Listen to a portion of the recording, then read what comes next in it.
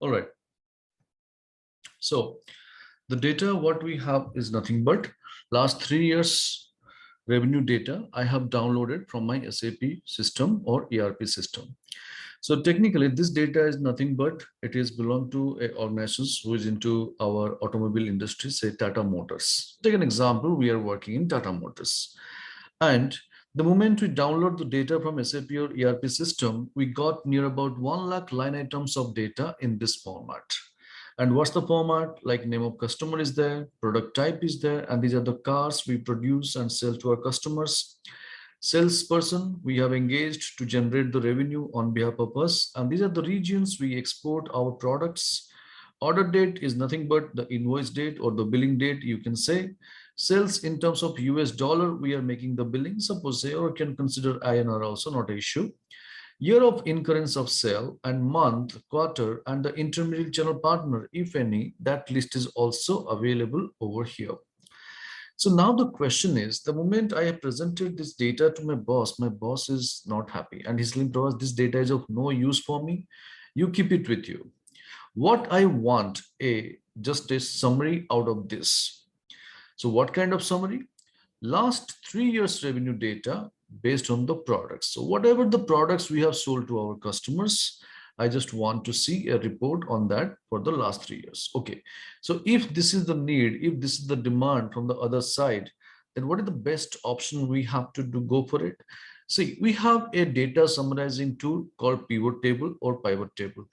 Of course, you can call pivot or pivot. Everything is fine. But the only thing is whether my data is ready for pivot table. That is where we have to first focus with, which we never pay attention to actually.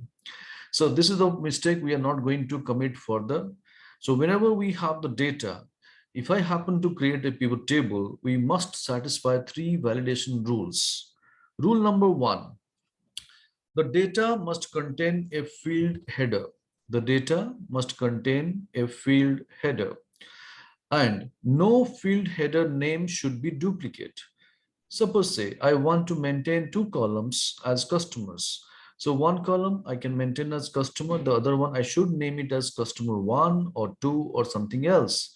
I cannot have the same name in the data set as a column header. So column header name should be unique. This is rule number 1. Rule number 2, the amount of data, whatever we have captured, there should not be a blank cell inside the data set or inside the range. There should not be any blank cells. So now the question is how to confirm whether there is a blank cell or not.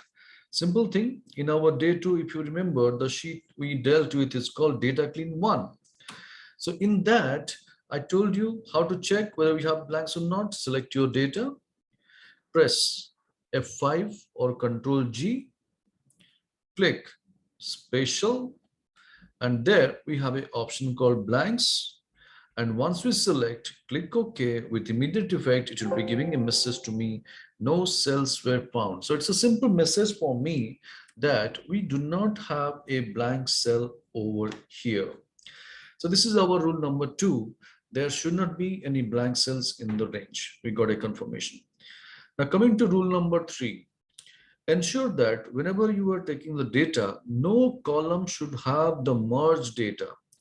So merged cells should not be there because merged cells are always annoying or killing. Because if you have the merged cells, most of our Excel functionalities doesn't read our merged data. So it is always better, make a thumb rule, avoid using the merged cells. So having said this, all these 3 rules, if you want to start working with a pivot table, we are good to go, not an issue. But I told you, if you remember in the day 2, data clean 2, the sheet name, whenever you download the data from SAP or ERP system, there are 2 areas always will be finding the trouble. Numbers will not be in number format. Date will not be in date format. We know that very well, isn't it? So here, let's go and check it out, how to confirm my order date column data is in proper date format or not. So do one thing along with me, keeping your cursor in the first order date, Control Shift and down arrow key to select the entire stubs. Now, how will I know that my dates are there in proper date format or not? I told you the other day a simple keyboard shortcut. Any format of your data or cell, if you happen to convert into a date format, what is the shortcut? Anybody quickly? To convert any format to date format, what was the shortcut we discussed? Anybody quickly? You can unmute and speak also.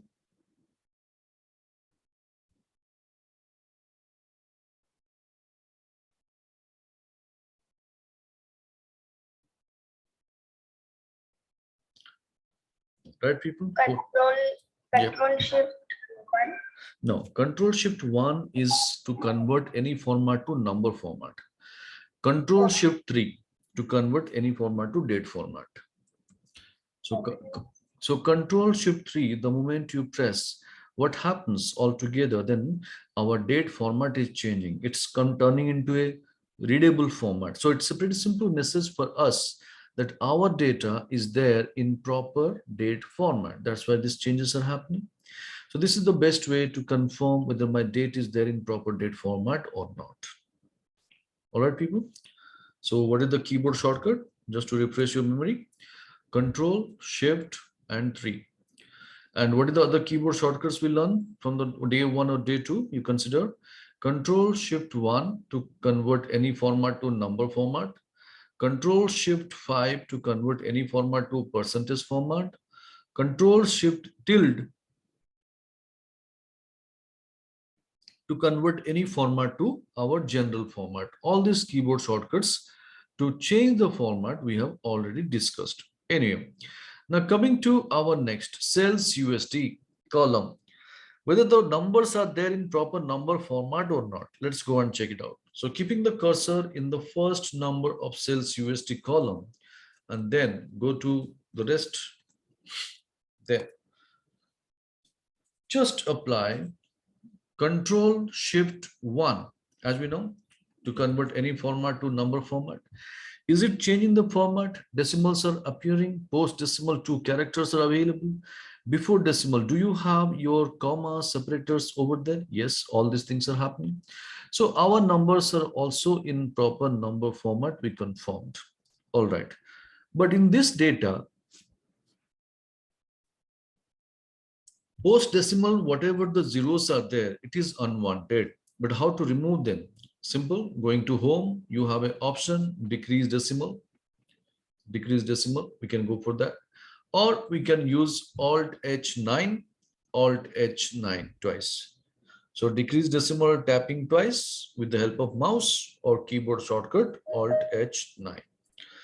So this is how the moment we go for it over here.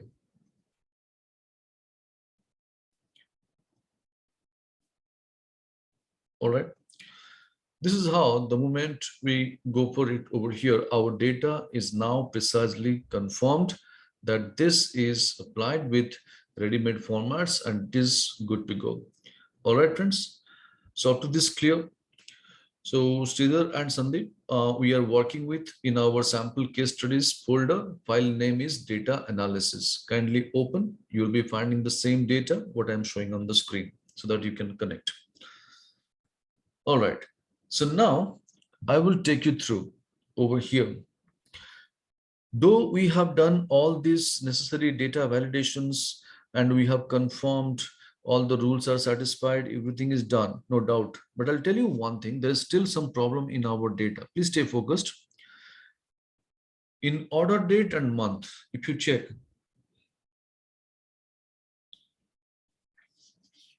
what's the problem? Anybody can find into that?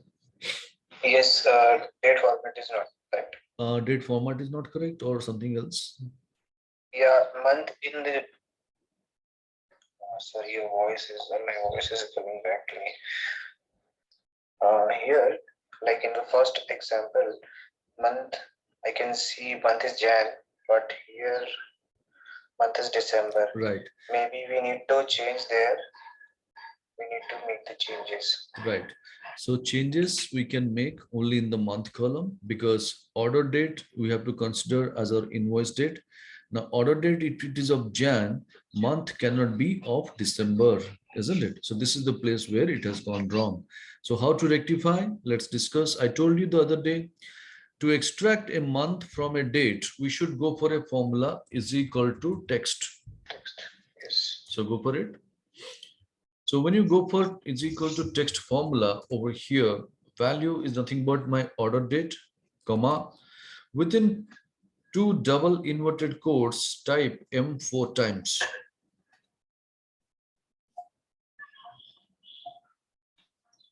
Enter.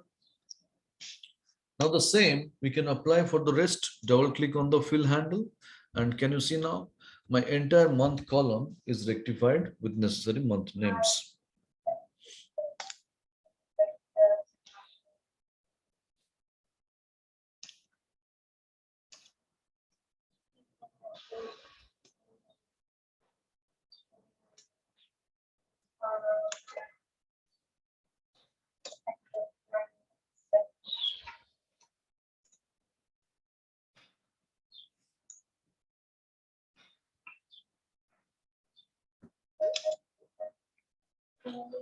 So hope everybody is rectified that month column.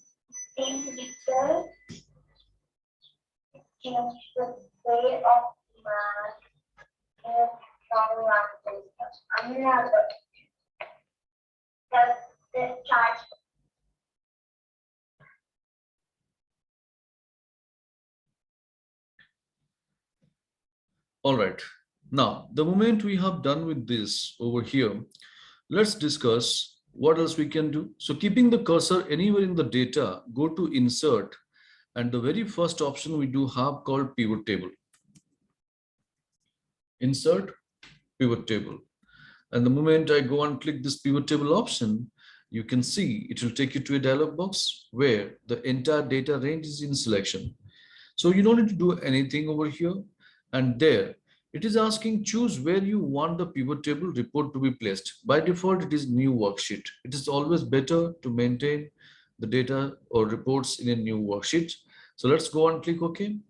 And with immediate effect, you'll be finding that a new blank sheet is opened, and towards your left, a sketch is ready. This is the place where our pivot table is going to get designed. And can you see the beauty? In this array, there is already a green colored shade over here, naming called pivot table 1. So what is the message we are getting from here? That each and every pivot table, whenever you design, this is going to carry an individual number or unique number.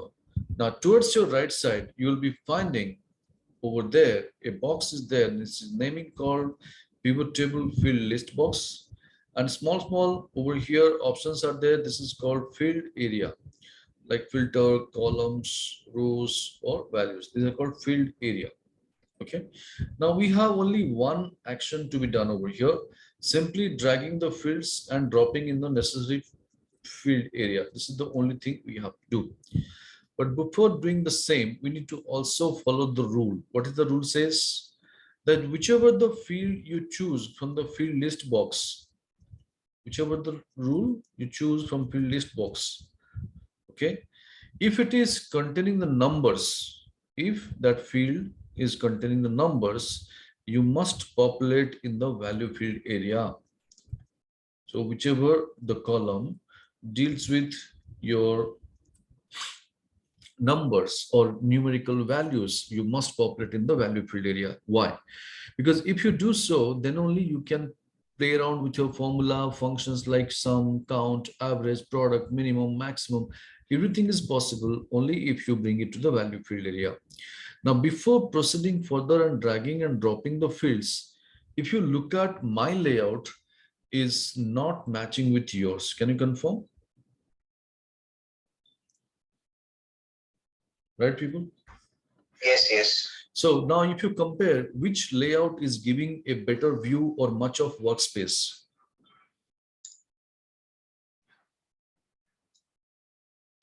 Your layout is giving many more space to work with, or my layout? Our layout is. Of course, my layout is giving better view or better space to work with because I am getting enough space to work. And if I have got Many more fields also listed. It will be displayed on my screen. I don't need to go and keep just scrolling down over there, isn't it? So that's the beauty. But how to bring that? That is the first question. I'll help you out. See, in this pivot table fields, there is a settings gearbox kind of icon is there. You can check that. If you go and navigate, there is an option called over here, field section and area section side by side. So you can take that and immediately you will be finding this kind of layout will be applied to you. So this is just one-time action. Every time you no need to do one-time action. So now we all are in equal page. And now we need to start working. Okay. So as per the report demanded from the other side, my boss has demanded, what was that? Is last 3 years revenue data based on the products. So products, if you see there's a product description, bring it to the rows. Here you bring it to the columns.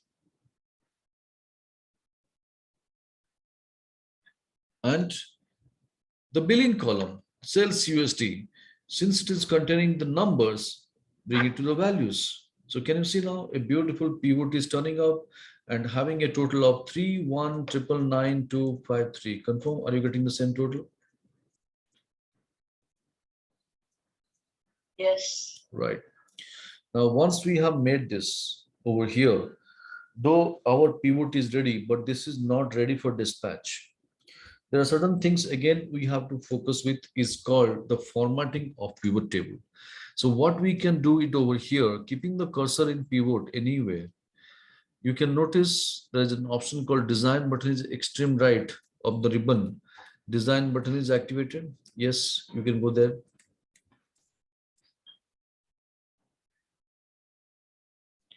Okay. Now, the moment you go to the design button over there, keeping the cursor in pivot, what you're going to get is many more styles over here. And if you go for more style, it opens up light and medium. So you can take light or medium, whichever you like the most. So I'll take one medium category out of this. Okay. Now, why medium category, especially because why not your light or dark? I told you already in our day one itself, the more the colors, the file size will be more. So that's why you have to be very particular about using the space over there. All right. Now, coming to the next.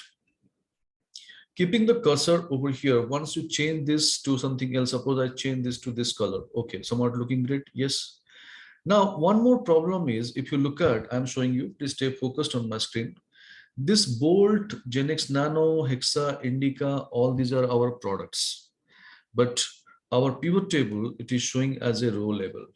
Technically, we have a field name called product description, but that doesn't show over here automatically. So every time we have to keep typing that manually, that we have to customize. So that's not necessary. It is unwanted. You can avoid that over there. But how to do that? How to bring the same over here, the same name over here as the field name? Well, what we can do, keeping the cursor anywhere in the pivot, anywhere in the pivot. And then going to our design tab, report layout from the left, third option, report layout. And when you go for report layout, you have an option show in tabular form. Then immediately you'll be finding same field name is going to appear as a customized field name over here.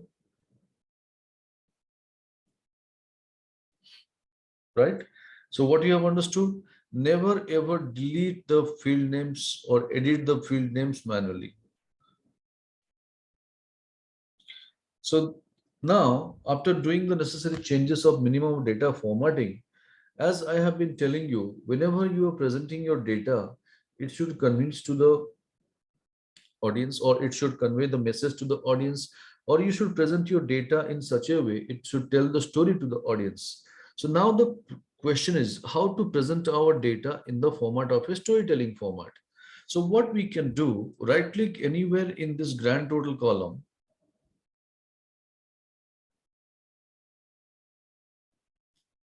All right.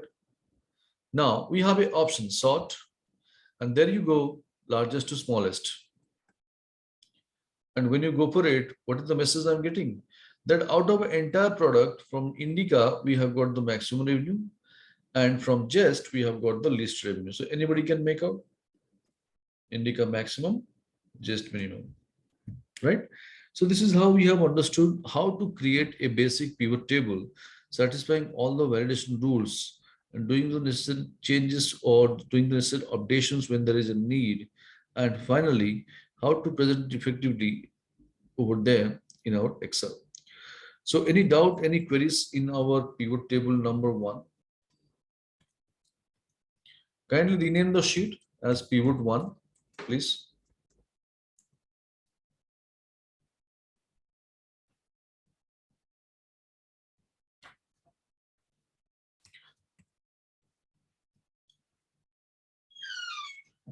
All right.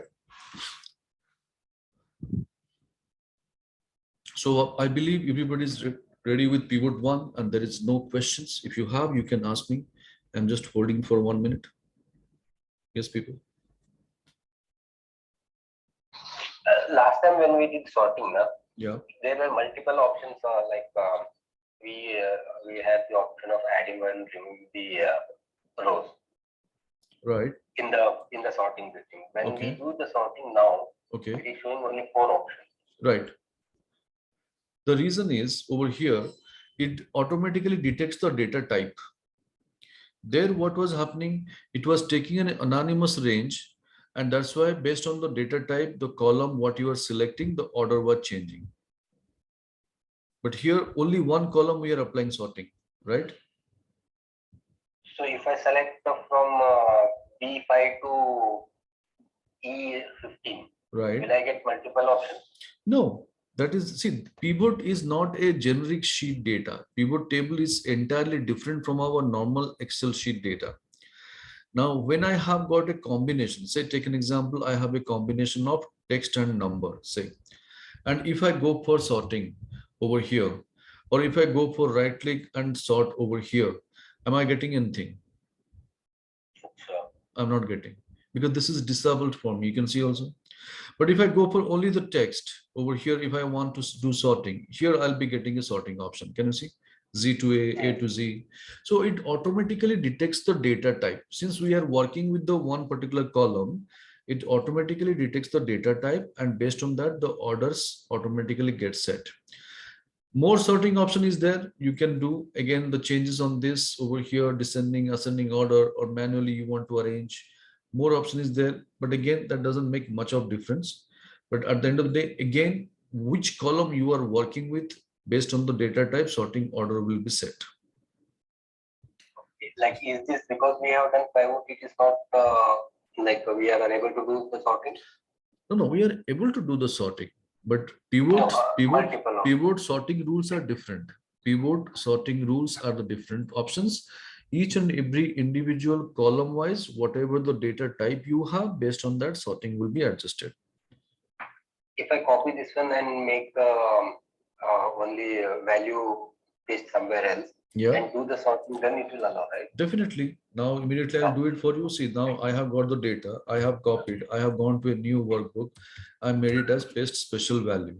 Now when I go for this Alt DS, immediately I'll be getting the options to sort different order. If I want to go for, suppose, over here as product description, can you see order is changing? If I go for grand total, order is changing. So it depends. I got it. Right. Because of the constraints in VLOOKUP, Yes, yes, right. Thank you. Welcome. So friends, I believe everybody is done with our pivot 1 without any hassle, because if it is done, then we can proceed. We are going to deal with lot many things. So first pivot is essential for you so that we can go for the rest. So I'm taking for the final time again, I'm asking, is it done? Could you please confirm in the chat box? Sridhar is done. Very good. Thank you so much. How about the others? Done from us. Okay, great. Okay, Manish also done. Very good. Ajit too. Thank you. Thomas, I don't have actually chat option. No problem. You can unmute and speak. That's fine. Okay. Okay. If you face any trouble, you want me to wait or you want my support, please unmute and speak. If you do not speak, I will understand. It's that you are with us. No problem. Okay, Prabhas. Right. All right, friends. So we have done with our pivot one. Now kindly go for pivot one, sheet name, right click. And there we have an option, move or copy. Move or copy. So if you go for move or copy, it will take you to a dialog box where you'll be finding create a copy checkbox is not activated.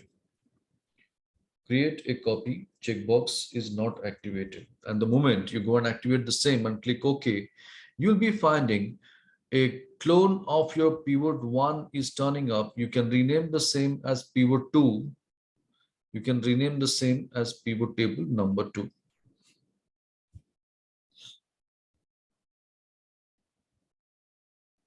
Right, people?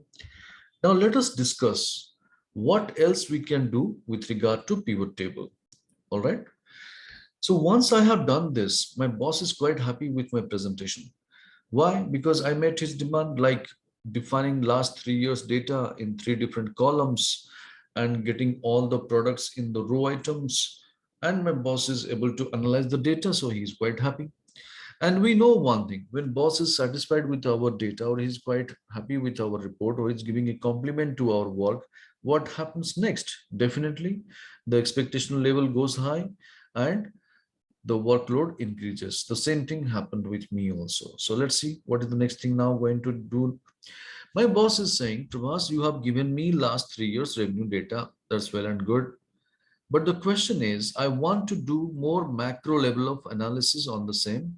I want to do some deep dive analysis on the same. So many of macro level of analysis. Okay. So what we can do along with the year, we can provide the month-wise data also. So that will be adding like a macro level of analysis. Okay.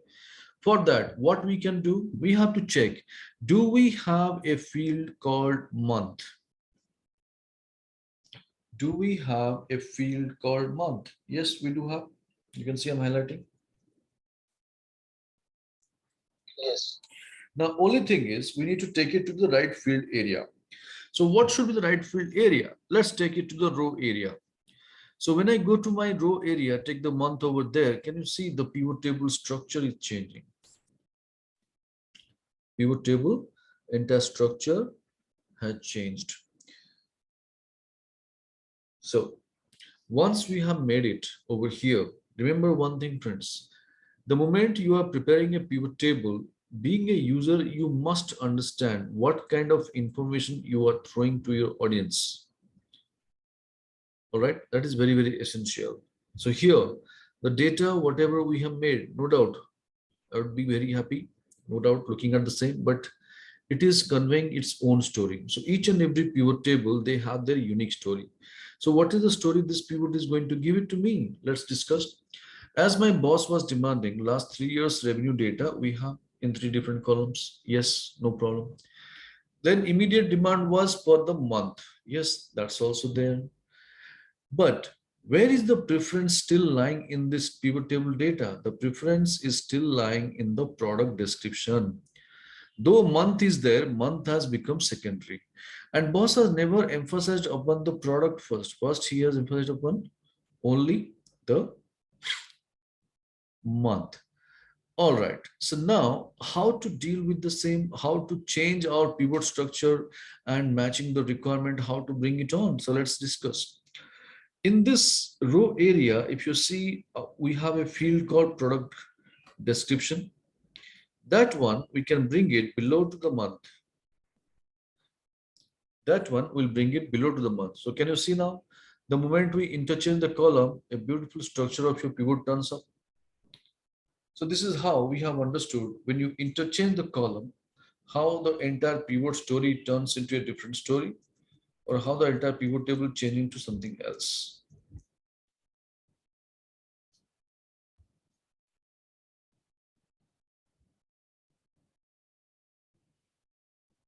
All right.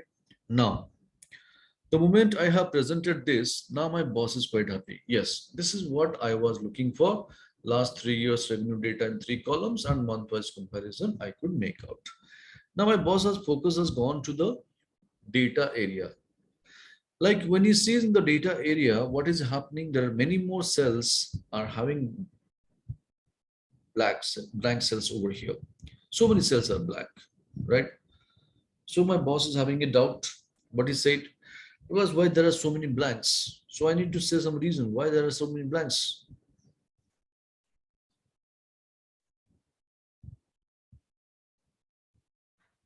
Okay. In the particular month or particular year, there is no cell. Yes, that you have understood because you are dealing with the data. Am I right? Right. But the moment you are presenting to the audience, how audience is going to know? Definitely, they cannot understand this and they will be asking the question. So in that case, the moment you are explaining to the people, it is amounting a duplication of work and waste of time, which should have been avoided, but we are unable to do it. So what we have understood from the entire discussion that whenever your pivot is coming up with this kind of blank cells in place, it is our duty to replace the blanks with some kind of predefined text and complete the task. So what we can do, see, I'll tell you a very beautiful technique. Right click anywhere in this pivot table. From the bottom second one, pivot table options. Pivot table options.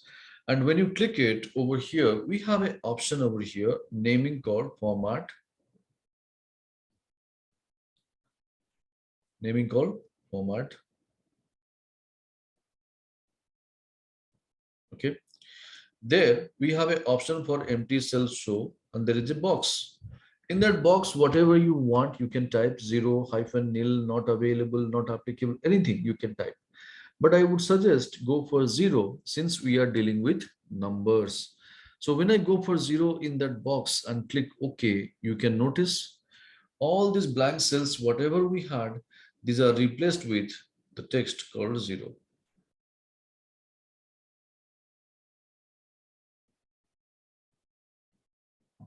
All right. Now, the moment I have done with this, look at my screen, please stay focused. My boss is watching the products and one by one, he keeps watching and he's getting the information. The moment he goes to the even extreme bottom, like say in case of product description Tiago. So when he's looking at the Tiago data, okay, and which month that data belongs to, this is not giving clarity. So my boss has to again come back and see in the month of January, this is the data. So that is what he's not comfortable in reading. So what he's saying, Prabhas, why don't you do something in the month so that the month column will get filled up, and whichever the row item I'm working or I want to understand, I can simply just click and I understand from that report. Well, so if that is the need, then how to deal with? I'll tell you.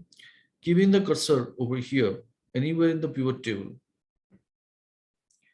going to your design, from the left, third option, report layout.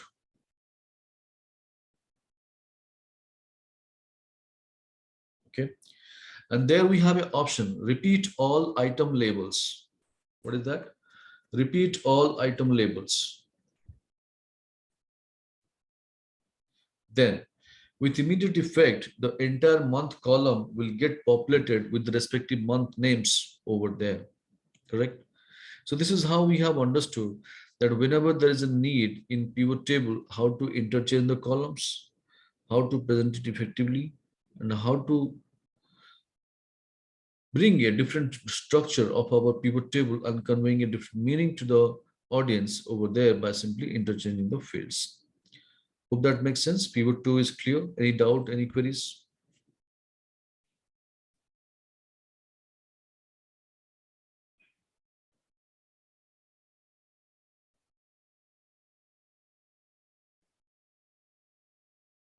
In that Control G option, Right. We did something. We kept in a similar way, selected the blank in the special, and that will not work here. That is meant for the normal Excel sheet data. And that is not needed even because that step is lengthy. So this is a quite easy ready-made steps you have. Oh. Right. Well, I'm glad you remember.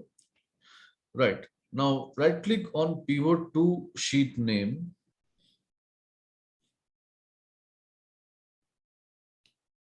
And move or copy.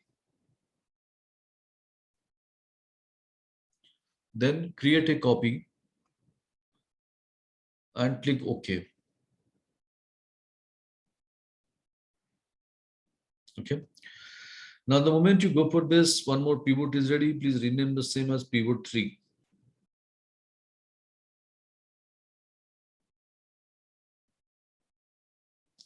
Now, let us discuss what else we can do with regard to pivot table. Now, suppose say this is what the pivot data I have presented to my boss. My boss is quite happy with the pattern.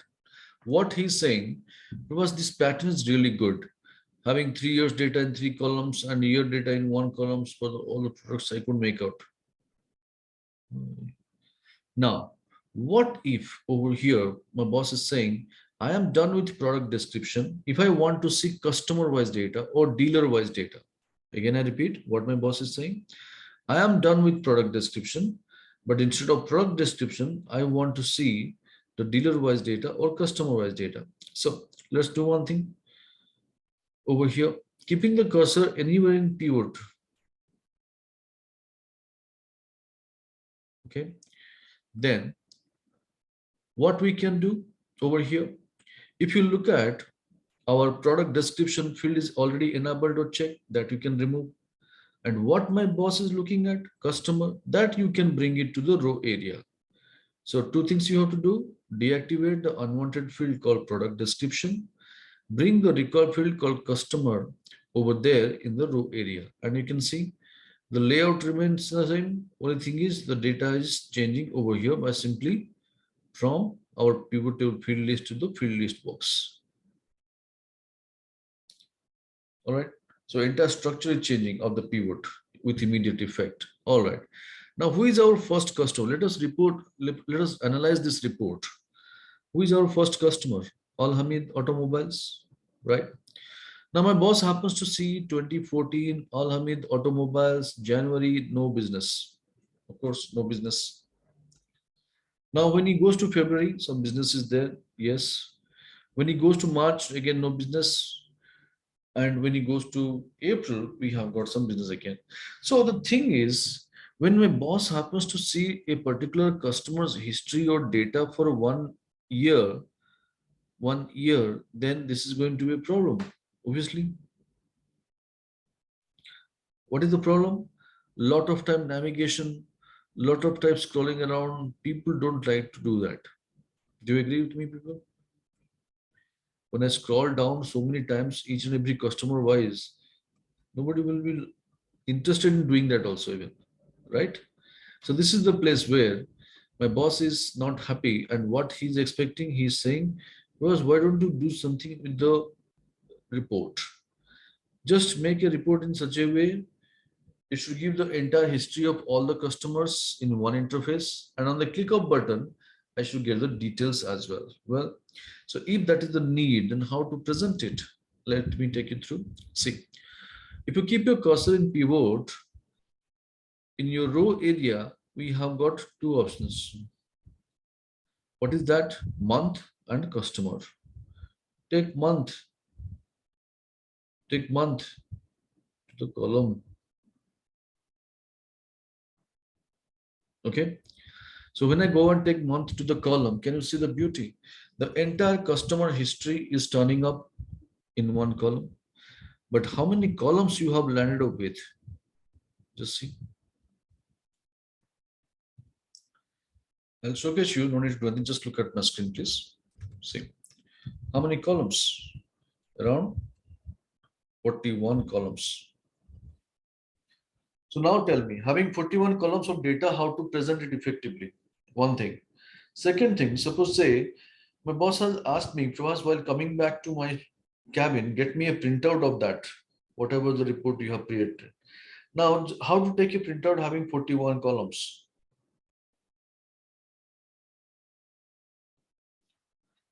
So this is a tedious process again, isn't it? And this is the right, not the right format, that we are pretty clear. So I'll tell you a best technique over here, how to present your data precisely. See the beauty. If you look at, for 1 minute, you just look at my screen. If you look at over here in column B, 2014 year, we have got a cell named called January. Okay. Now, the moment I go and keep my cursor above to the January cell, that is 2014, and right click on the same, we have an option called expand and collapse. Expand and collapse. And then the moment we go for expand collapse, go for collapse enter field. And the moment you go and click there, can you see a new column is added, naming call over here. Each and every year wise columns getting cleansed over here and creating a radio buttons to the left. Can you see? So each and every year contains a radio button, kind of a plus symbol. Technical, this is called radio button over there. So what does it mean? Any point of time, if I happen to show the presentation, I can only showcase what exactly the requirement. I don't want to take the entire vehicle inside of the premises or keeping outside and then finalizing the things, not necessary at all. Over here, we can get it. And if my boss asks me, Prabhas, I want to see 2016 records, I can simply click on the plus symbol. Only 2016 data will be expanded. So I am not showing the unwanted data to the people. What people are expecting, that alone we are displaying. And definitely people will be happy with the presentation. And once your presentation is over, again, you can restore your data. How? Going back to 2016 and plus symbol again. All right. So check it out, people. Is it working?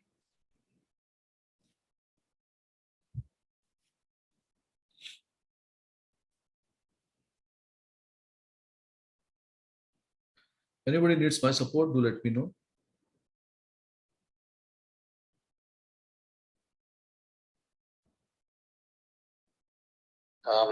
Prabhas, can we Yeah. make all these 3 pivots on the same sheet?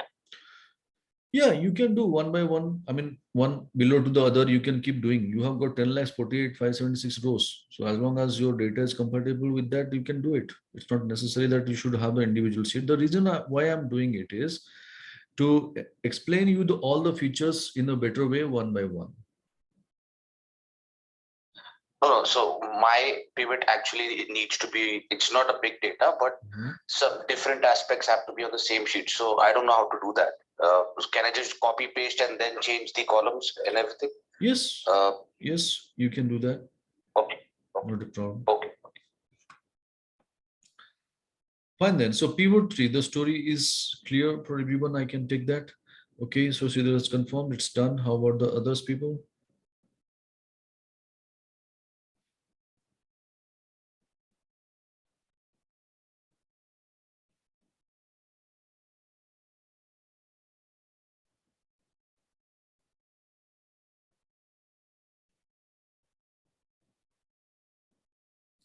All right. Now, once we have done with this, let us go for right click on pivot 3 sheet name, move or copy. Create a copy checkbox you can activate and click OK. So one more pivot turns up. Please rename the same as pivot table number 4.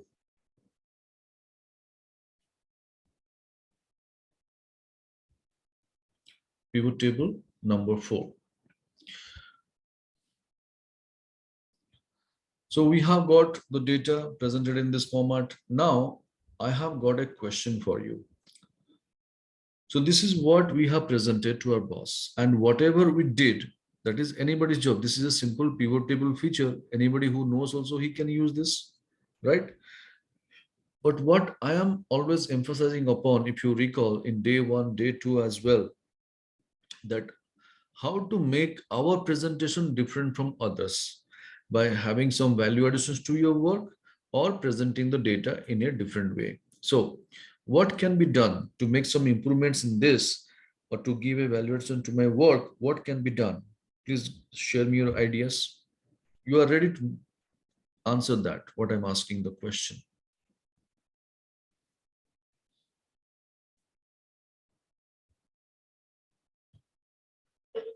Add some graphical presentation for the data. Graphical presentation. Okay, graphical presentation can be done. Fine, one aspect. What else?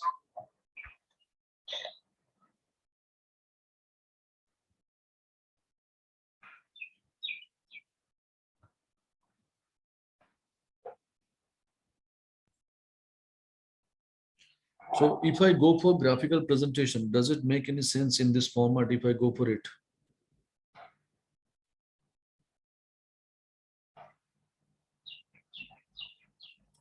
Seems to be very overloaded type of data. The chart is seeming to be very overloaded. All right. On this one, I have usually seen people mentioning the values on the top border. How do that in that? How they do that? Sir? Which one they are mentioning? On the top, on the lines, what we are having now. On the top, they will usually have that figure. What is the exact number? Yeah, that is applying the data labels. We'll see. We have the charts and graphs, one curriculum. We'll see that. Don't worry about it. Right. Okay, friends. So now I am going to take you through what you have learned, how to implement in pivot table itself. I'll tell you. See what's the value addition. So watch my screen for a minute. Understand what I'm doing. Next 1 minute you can try also. See, the other day, if you remember, we have discussed something about called data visualization, right? So taking different styles, whatever we have, like data bars, spark lines, add-ins, and going for our icon sets, all these things we did. So now we are going to integrate the same in pivot table. See how. I have created a visual column. I have taken my first customer's 3 years data, selected, going to insert. There is a tab called Sparkline. 3 different types of sparklines are available. So I'll go for over here, line sparkline. What is that? Line sparkline. And then a dialog box appears when I select, and it is demanding me, where is your data? Data is already selection. Now, where you want your presentations to be done. So I'll take first cell of the visual column and click OK. You'll be finding a line graph kind of stuffs over here.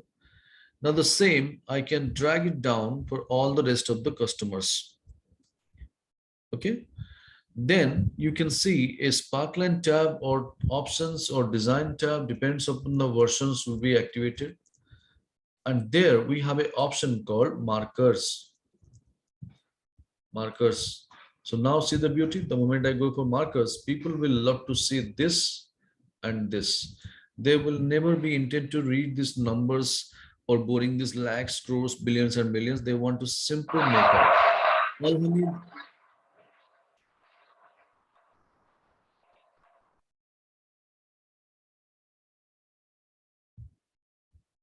Yes, Udit, you have raised your hand. Any issues or you have any queries?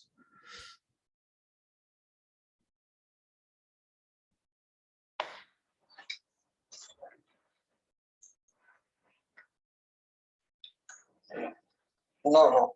Okay. So I'm just making your hand lower. Okay. All right.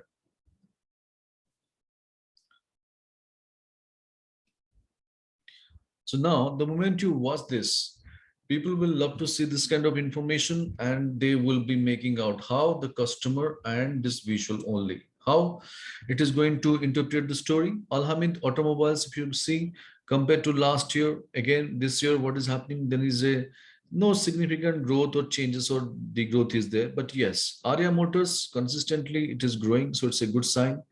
But Bavaria Motors, it is dipping. The business is going down. So we need to really think about it, why it is happening so. Now, if you look at your Dalma Motors, also consistently it is going down. And if you look at the 3 cases like Gurudev Motors, Kunoch Motors, and Lexus Motors, they are showing some consistent growth. So that's a good sign. So like that, my friend, the moment you go for it, people will love to see such kind of report. And that's a value additions to our work. All right, that makes sense. Pivot table number 4. So please give it a try. Any difficulties, do let me know. So select a column that is name it as visual first. Then select your 3 years customers data.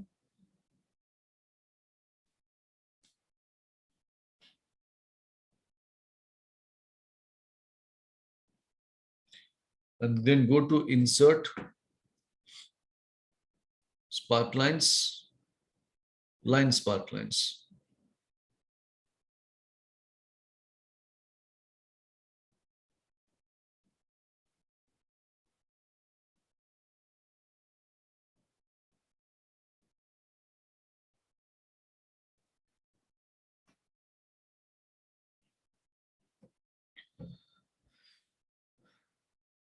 Then once it is done with one sparkline, the same you can drag it down for rest of the customers. And there we have a tab called sparkline or options or design in the extreme right.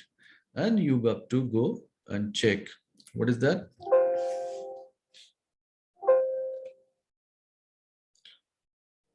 Markers. You'll be having an option called markers.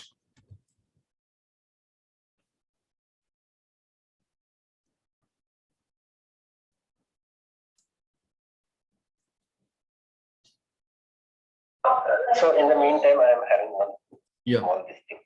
Let the other team members complete the task. Okay. Say for example, usually what I face the problem on that sheet. I think the sheet is being removed. Okay. Here, say I want to calculate a percentage here itself, not on the other side. So when I do that one and move to the next row, and if I do the control D option, the data will not be like the formula will not be applied. Say for example, I want to check the 2016 percentage. Okay. So what I do is that 2016 figure divided by the grand total. Right. And do it in a percentage mode. Right. Then when I copy down. Right. The same value copies, but the formula doesn't come down. I'll tell you. See, in that case, there are two things. You can directly go for equal to. Don't take the cell like this. Okay.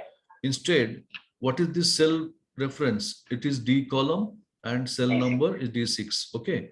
So go for is equal to D6 like this divided with. Now this is the cell again.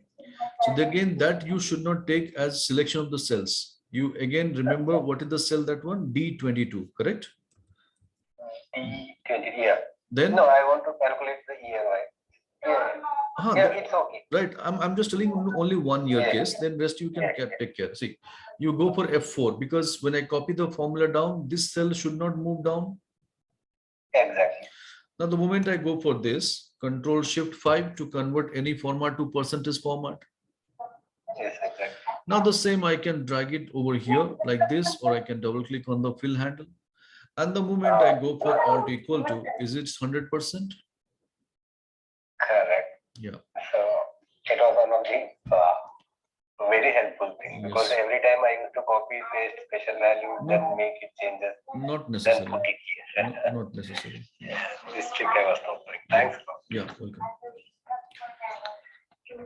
All right. So pivot 4, friends, I believe everybody is clear with our pivot table number 4. Now, right click on pivot 4 sheet name, move or copy. Then we have over here, create a copy, checkbox we can activate and click OK.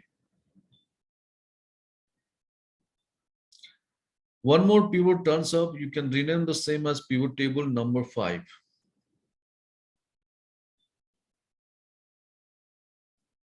When you create, the color coding is done automatically, but when we create it is in the same white registry. No, I'm doing it, changing it manually. Every time I'm going for right click, tab color, I'm keep changing manually. Right.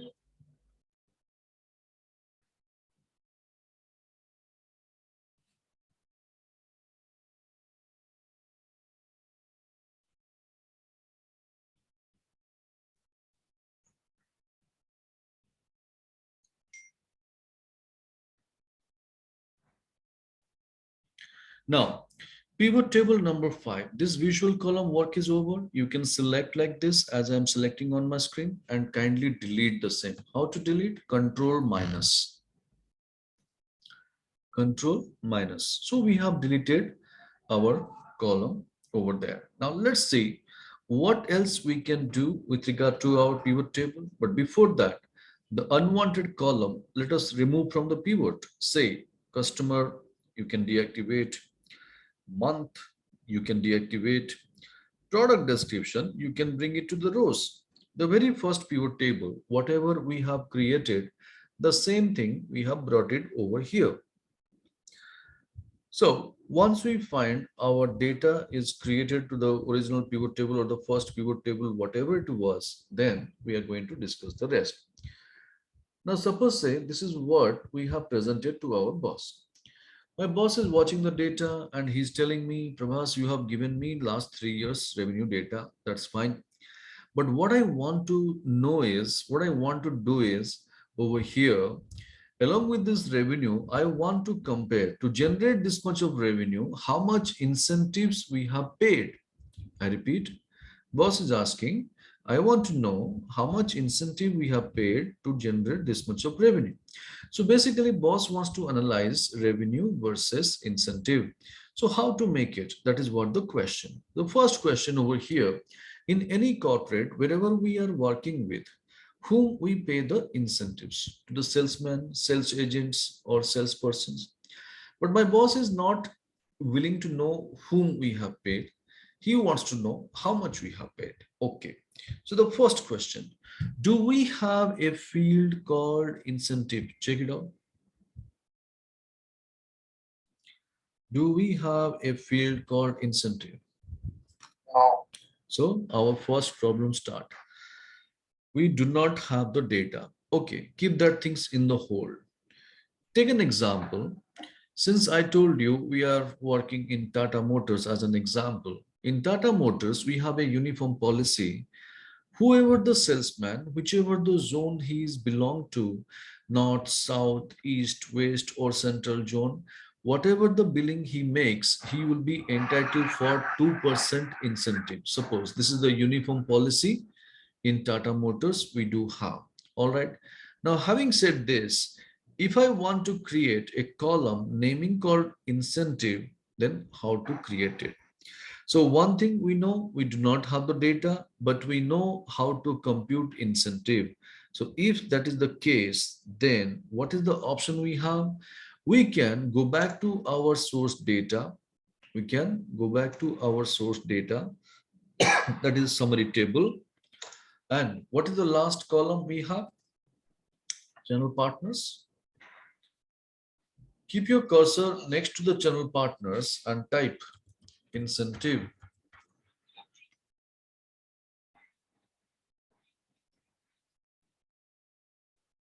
Okay, incentive. And there, the moment we go for incentive and hit enter, my column is ready. But what should be the formula? As I told you, equal to the billing column, that is sales USD, equal to the billing column, that is sales USD, multiply by 2%.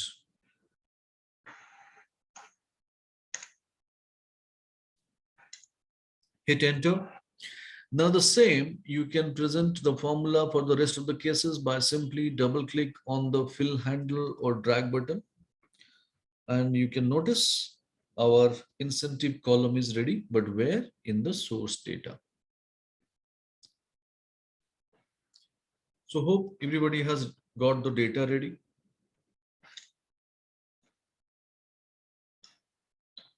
Yes, Prabhas. Right.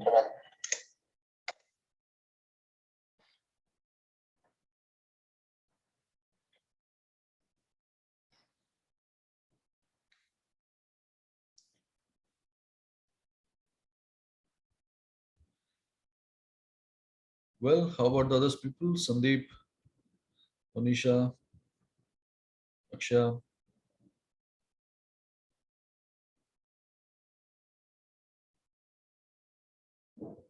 So unfortunately, I don't have access to my laptop today, so I'm just working on my phone. Okay.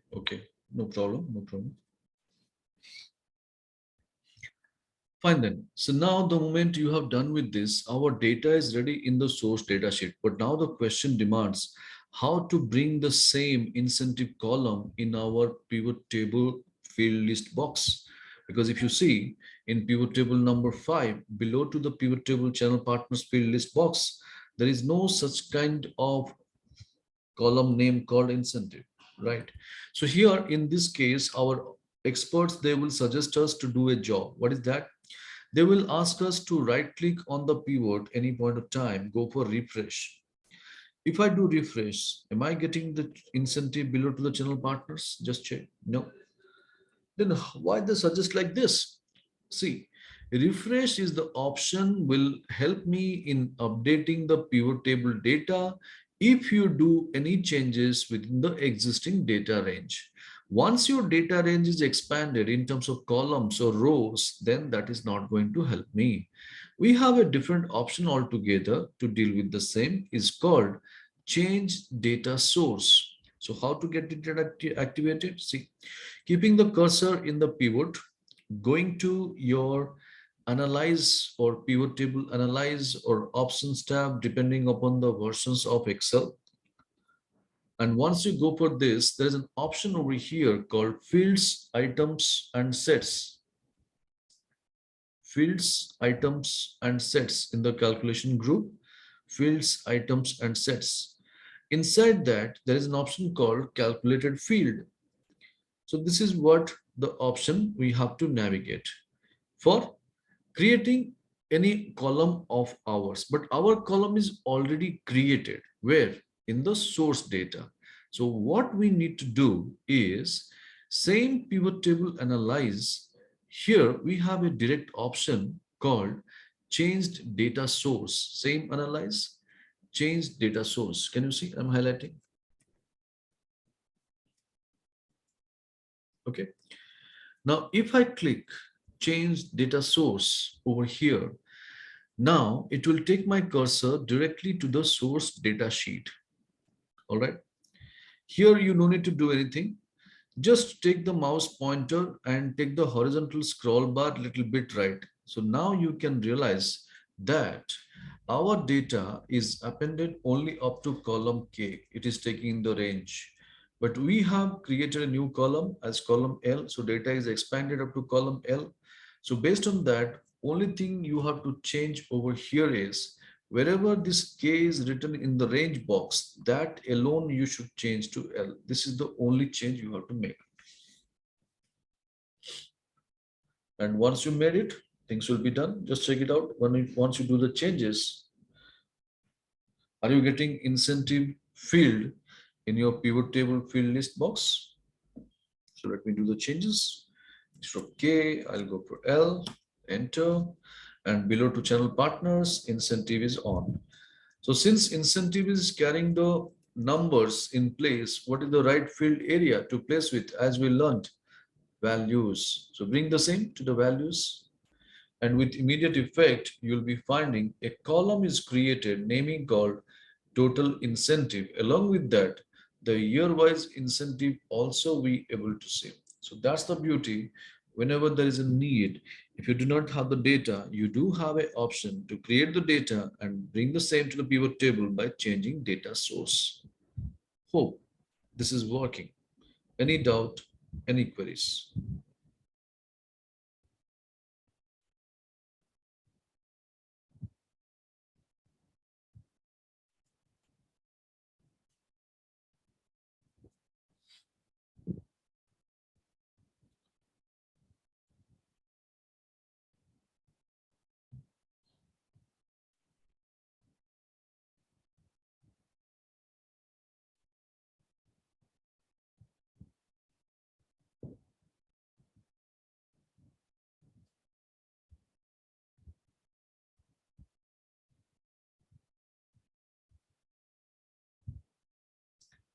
All right.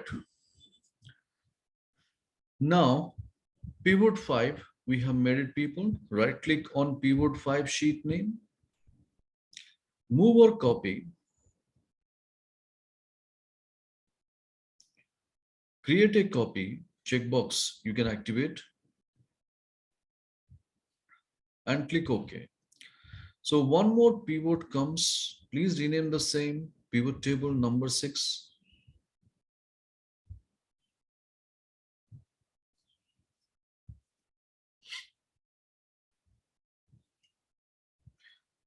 And our incentive work is over. Let's do one thing. Remove incentive out of this. So please deactivate incentive. So don't be panic. If I deactivate, incentive will disappear. No, this is your real-time field. So it is not going to disappear. It will be there all the time with you only. Okay. Now, let's see what else we can do over here.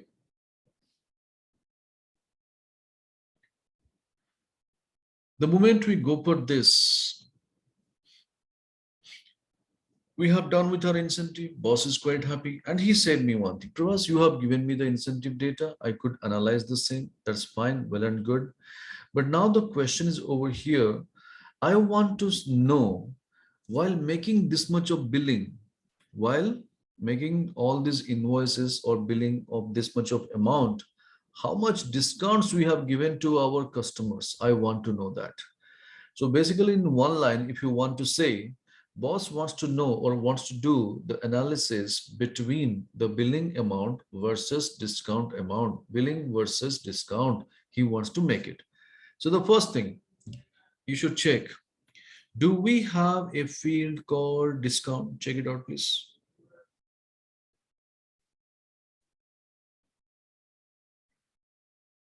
No, we don't have. So our problem starts. Right? Okay, we do not have the data. We have understood. Now, take that question on hold. We do not have our discount data. Now, suppose say, take an example like incentive purpose, we have a policy. For discount also, we have a uniform policy in Tata Motors stating that whoever the buyers, whoever the customers, though they buy in bulk or they buy in small quantity, whatever the quantity it is, everybody will be entitled for 5% discount. So this is a uniform policy in Tata Motors, suppose. And if that is the case, and we do not have the data, then how to create the same in pivot table? That is the question. So what we can do? Yes, people? Sales into 5%.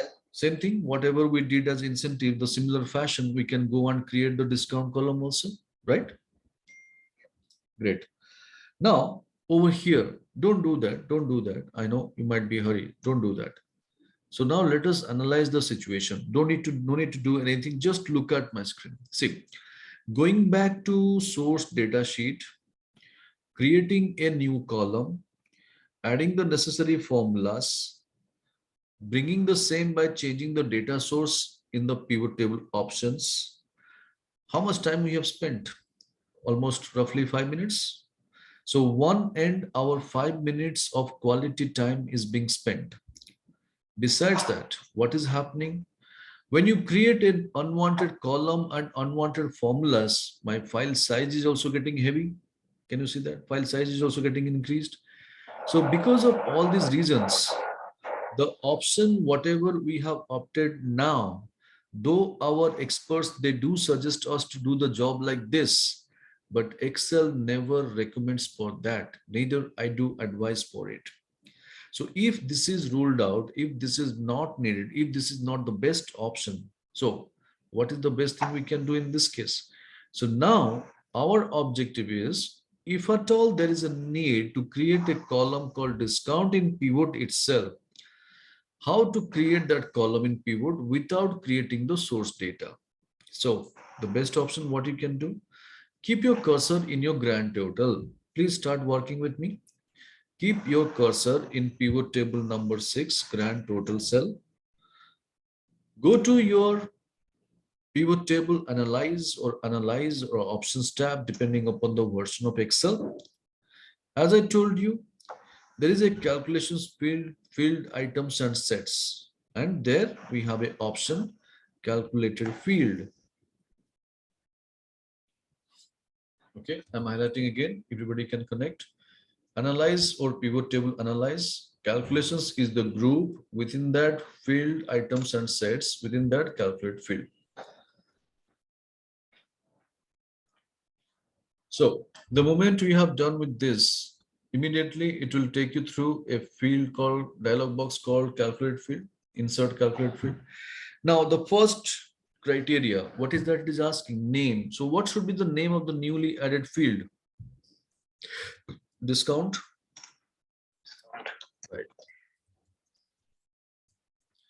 Coming to the next, formula. Remove everything. Formula box, make it clean because we want to create our own formula. So discount purpose, what should be the formula? As we discussed, the billing column multiplied by 5%. So billing column in the field list, do you see a billing column called sales USD is being populated? Just double click on that, and immediately it will be embedded in the formula box. Now multiply by 5.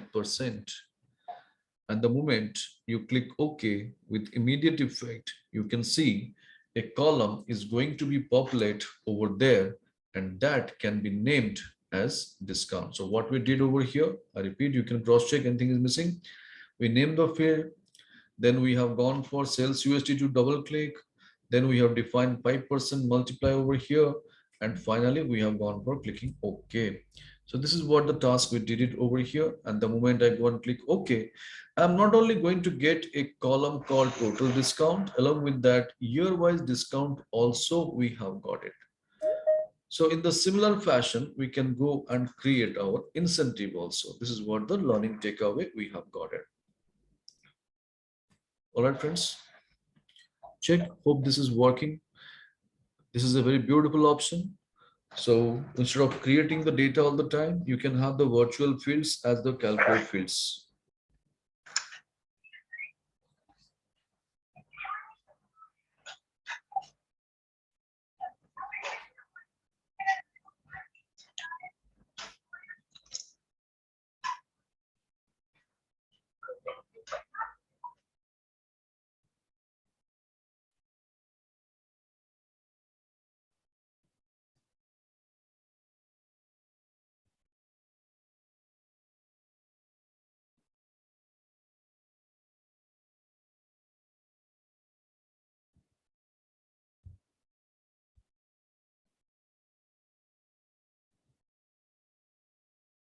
Any doubt, any queries, people?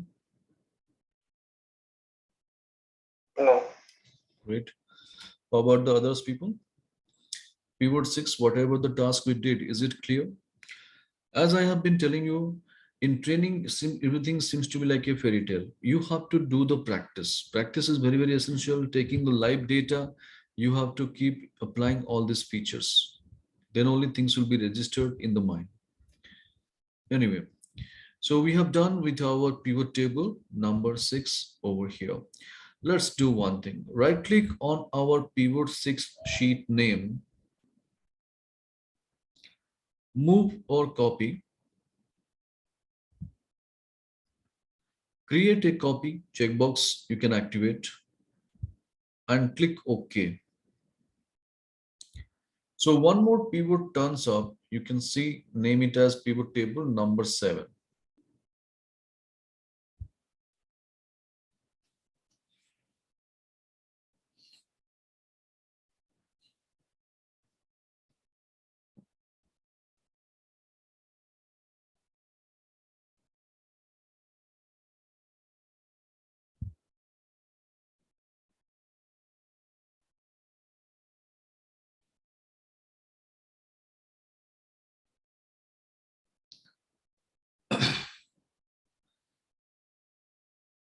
Now, let's see what else we can do with regard to pivot table. So first of all, our incentive work is over. We deactivated discount, also deactivated because that work is also over. Now here, can you see the moment we deactivate our discount, that field is also retained by pivot table. Though it is a virtual field or calculate field, but this is still as remain as an integrated property of pivot table. So don't be panic if tomorrow I created something and I have removed or deactivated fields will disappear. No, it will be retained by pivot table. But one thing for sure, Don't expect that it is going to go and create a data in your source data set. That doesn't make any sense, isn't it? So this is what about our virtual field or calculate field, how to create in pivot. All right. Now let's go for the pivot table number 7 and let's discuss what else we can do with regard to pivot table. So now I'm going to take you through a beautiful concept of our pivot table. Okay, so please stay focused on the storyline, what I'm saying.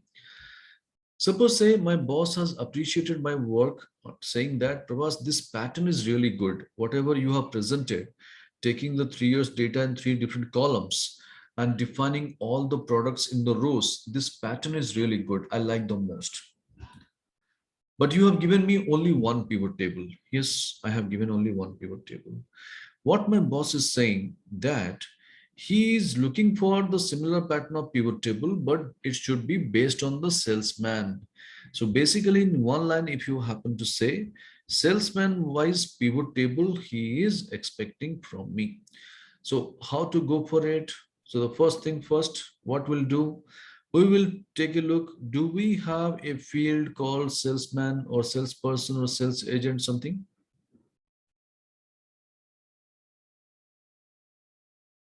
No. We do have. Salesperson we have, right? Yes, we do have.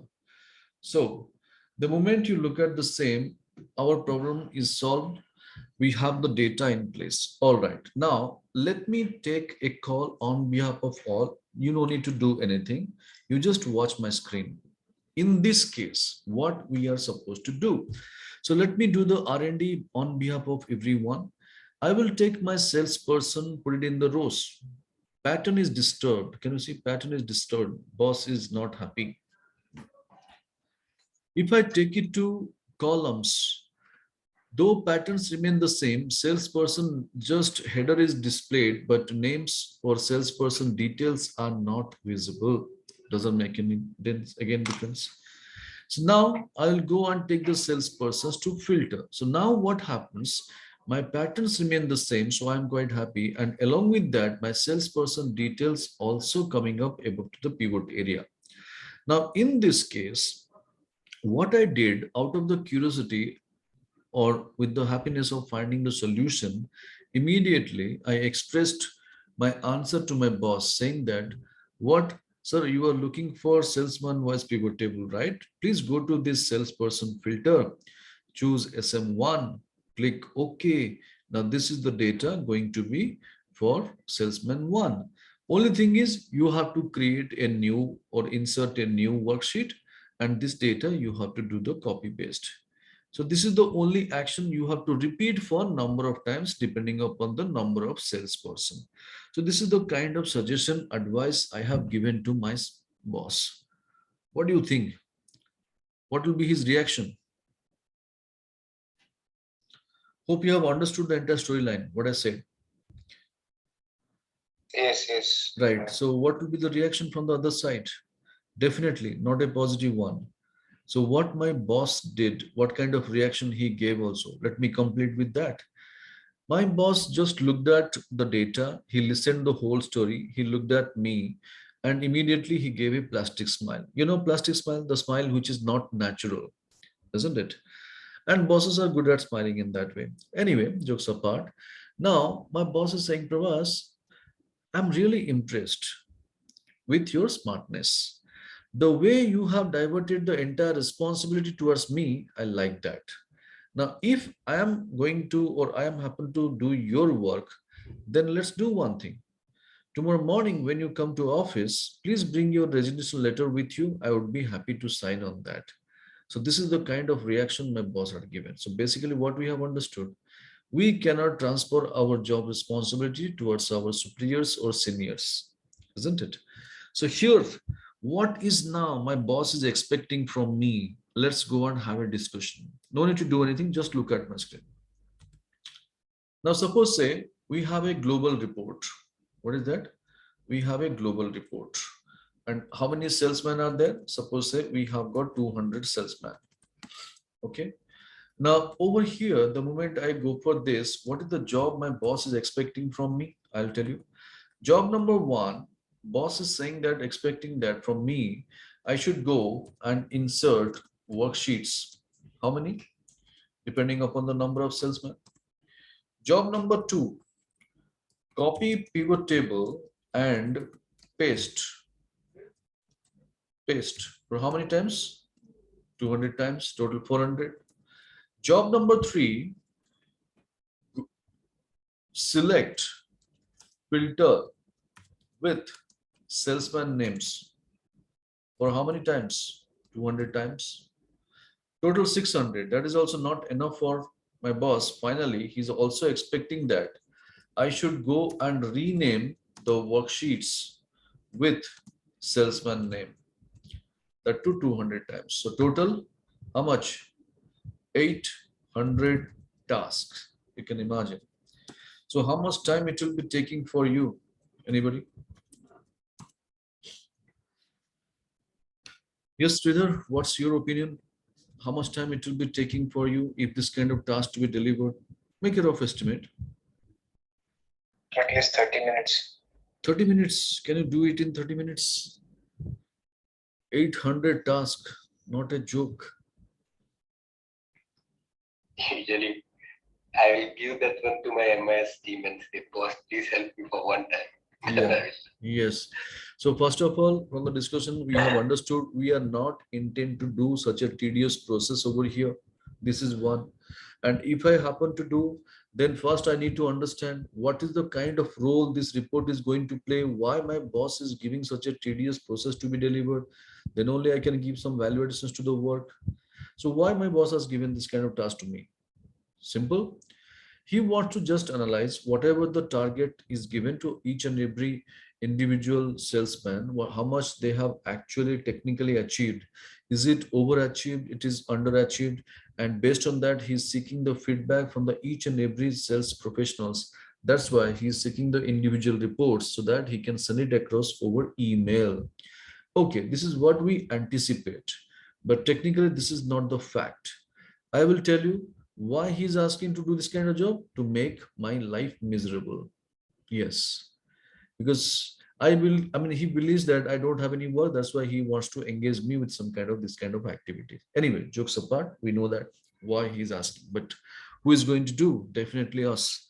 Now, if you anticipate minimum 8 to 10 hours, it will be taking time, of course. But you cannot ignore the rest of the problems. What are the rest of the problems? Like when you insert 200 worksheets in one Excel file, your system doesn't support sometimes. It says the error, Excel not responding, Excel is restarted, Excel is not working, or Excel screen is grayed out, or Windows is hanged, Windows is restarted. All these problems we encounter with, and we cannot ignore that. Trust me. Now, having said this over here, if that 8 to 10 hours of job, I could make it happen for you just in 10 seconds. Trust me, 10 seconds. How much of quality time we can save? A lot, isn't it? So now let's do that. If at all there is a need to export our pivot table data into multiple reports on a click of button, how to do that? So that's the question. So let's do one thing. First job first. Based on which field my boss is expecting multiple report? Based on the salesperson. So please bring salespersons to the filter area. Please bring salesperson to the filtered area.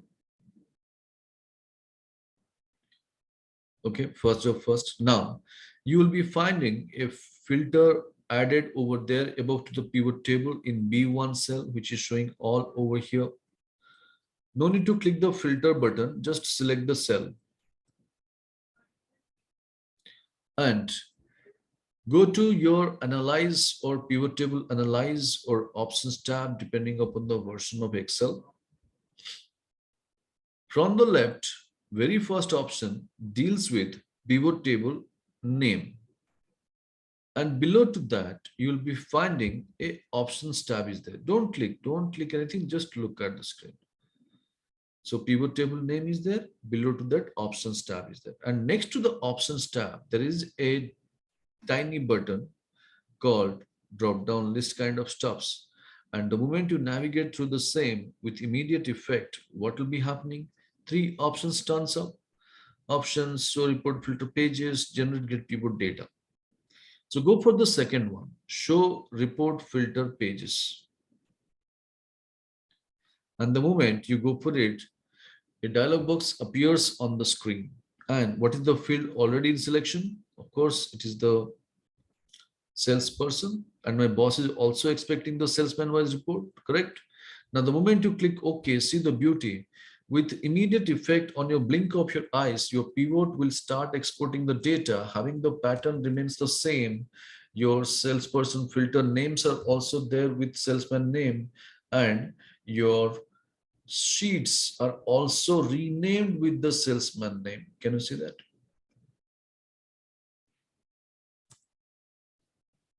So this is the beauty of our pivot table, and we call it as life savior option of a pivot table. Trust me, friends, I have seen people literally doing sitting and copy pasting work at the year end.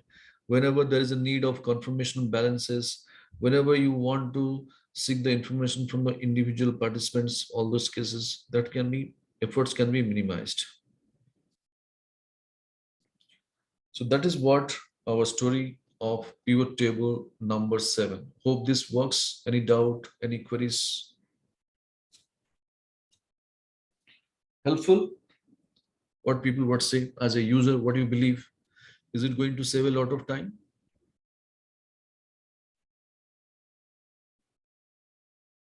Yes, definitely. Yes, a lot.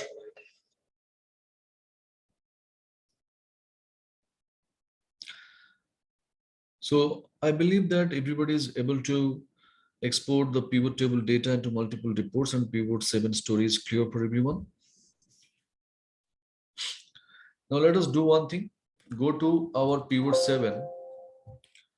Right click on the sheet tab, pivot 7 sheet name, right click on the pivot 7 sheet tab, move or copy.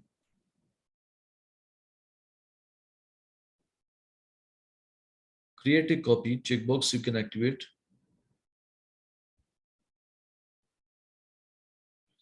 Click OK. So one more pivot turns up, name it as pivot table number 8.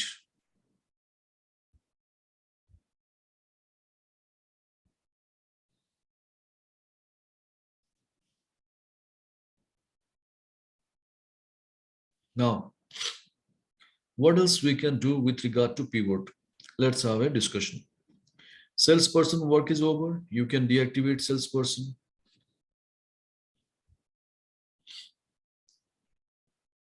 Okay. Now, I'm going to take you through another beautiful feature of pivot table. Please stay focused. No need to do anything. Stay focused and understand the story, what I'm explaining. See, the moment you look at our source data, all right, it is 3 years data we have taken, correct? Near about 1 lakh line items per example. Now, in this 1 lakh items, suppose my boss asked me, Prabhas, I want to see some specific records out of this. What is that? In the year 2016, I want to see the records only for Jest. So just car related records only for the year 2016 I want to see. So what we do in that case, we go to a filter, isn't it? And where we apply filter, first in the year column, we go for filter 2016. Then next filter in our product over here, naming called Jest. Then this is what the precise answer we can express to our audience or boss, whoever they are demanding to us. And my boss, what he wants to do now, what he is going to do, he will select the sales USD column like this. And in the bottom, he will check what is the total. And then he will realize, okay, so 2016 product Jest, this is the total revenue in terms of US dollar, we have made it. So this is what the practice we do have. Do you agree with me? Any point of time to happen to see some specific records, we do like this? Yes. So instead of doing that, what I suggest is, instead of doing this kind of lengthy procedures and activities and no charm in doing this kind of task, what I suggest is, see the beauty. You go back to our pivot. Okay. Can you see we have got 2016 records in pivot and we have got just result also over there. 9,07,967. I can go and keep my cursor in that cell and simply double click and see the beauty.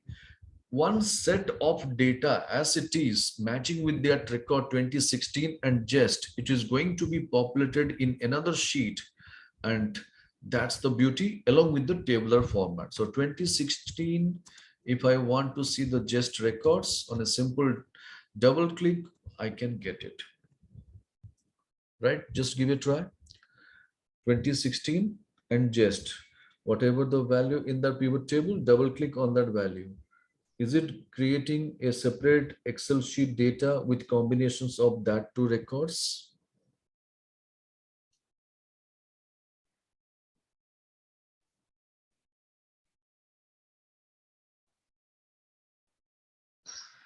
Yes. Right. So now, what is the takeaway from this? What you have learned from the entire story? I explained the whole story, but what you have learned as a user, please share your view. Though it is wrong, no issues.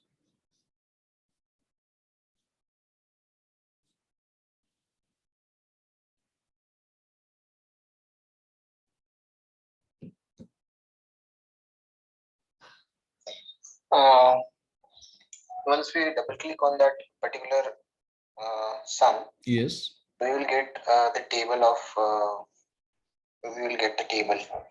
Okay. Okay. That's what we saw also. Okay, that's what we saw with it. Okay, no issues. Anybody else would like to share the view from the entire story, what you have learned? I had a question, Prabhas, on that. Please. So when I do that, right, I kind of have multiple technologies open, like say for example, Linux, Windows, whatever it is, So it's a huge sheet. So once I'm done, should I close that sheet or just delete it? It will not affect the source data, right? Because we save it on our, say for example, something called box or something called or a shared folder. So that is a live tracker. So whenever I go and open it, it does create a copy of that data that I'm looking at, but I'm just afraid if I delete it or close it, it might affect the source data. So I have the sheet 1, 2, 3, 4, 5, 6 open, and just want to know if I just go and close that tab, will it delete from the source data or something? No, no. See, that is what the beauty of pivot table. You unable to map it out, I'm going to take you through from this entire story. What you have understood it, what is supposed to understand from this point is over here. Whenever you are sending your pivot table, okay, whenever you are sending your pivot table, you no need to send your raw data along with the pivot table. No need to send your source data, just pivot alone is enough. And if at all the other end people want to know to create this pivot table, where did you get the data, where is the source data, then you can simply ask them, just double click on the grand total. You will be getting the entire set of records for the last 3 years. And that's the beauty. Pivot always carries the data along with it. So you don't need to share as a separate attachment and making your attachment size heavy over there in your routine activities. Just send the pivot table alone. That's enough.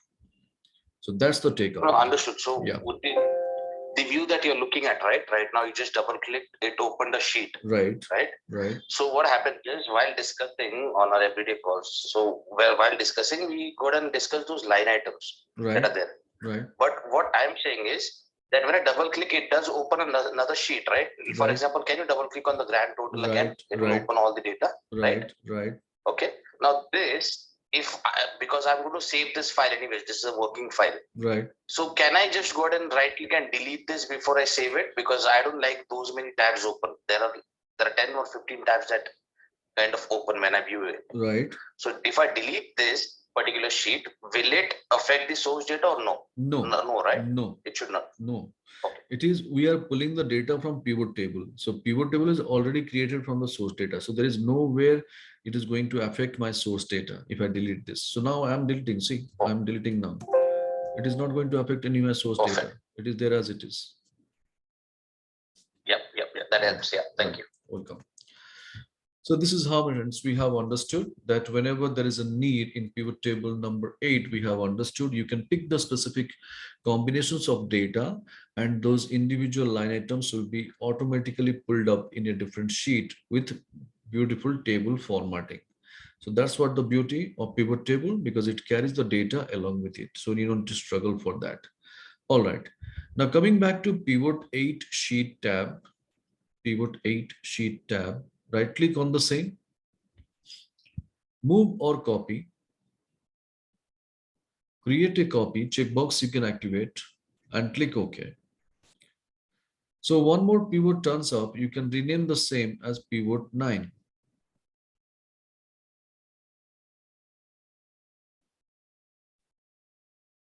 Pivot 9. Now let's have a discussion. What else we can do with regard to pivot table?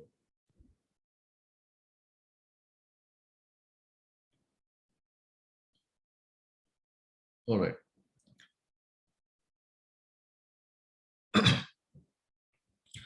Please stay focused with my storyline. The moment we started working with our pivot table, if you remember, we have taken 3 years data. We discussed about all these things, right? Because I had to showcase many more information, the drill down features of our pivot table. That's why we have to take the chunk of data. We have taken 3 years data. All right. Now, for the time being, assume that this entire data is not pertaining to the last 3 years. It is just pertaining to only 1 year. Only 1 year data. It is this complete data is belong to only 1 year. And based on this, suppose my boss asked me, Prabhas, get me a simple report. What is that? Month-wise, how much revenue we have made, I want to see. So if that is the case, then how to present a report? Simple. You can go back to your pivot table over here and unwanted columns you can remove, like product description, year, you can remove. Now, what was the requirement? Month-wise revenue. So we have a field called month that you bring it to the row area and see the beauty.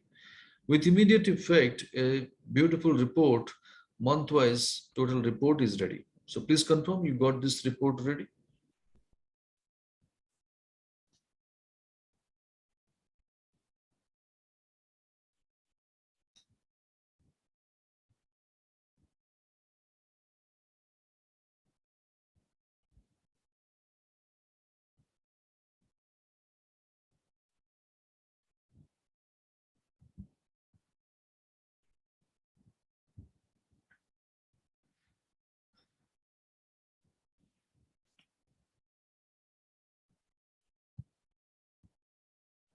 Yes, people, month-wise revenue. Priya, Manisha, Sridhar. Great. Manisha, are you there? Priya? Okay, Ajit also done. Very good. Fine. Now, please stay focused on my screen. Now, this is the report. Whatever my boss is demanding, we are prepared and it is ready for dispatch, not an issue. But this is what anybody's job. Anybody can do that. Now, what kind of value addition you do it over here so that people would be happy watching the report? Or what else we can do to make it different from others so that people will be appreciating our work? If you remember, in day 2, we did something. In day 2, we did something. I'll take you through.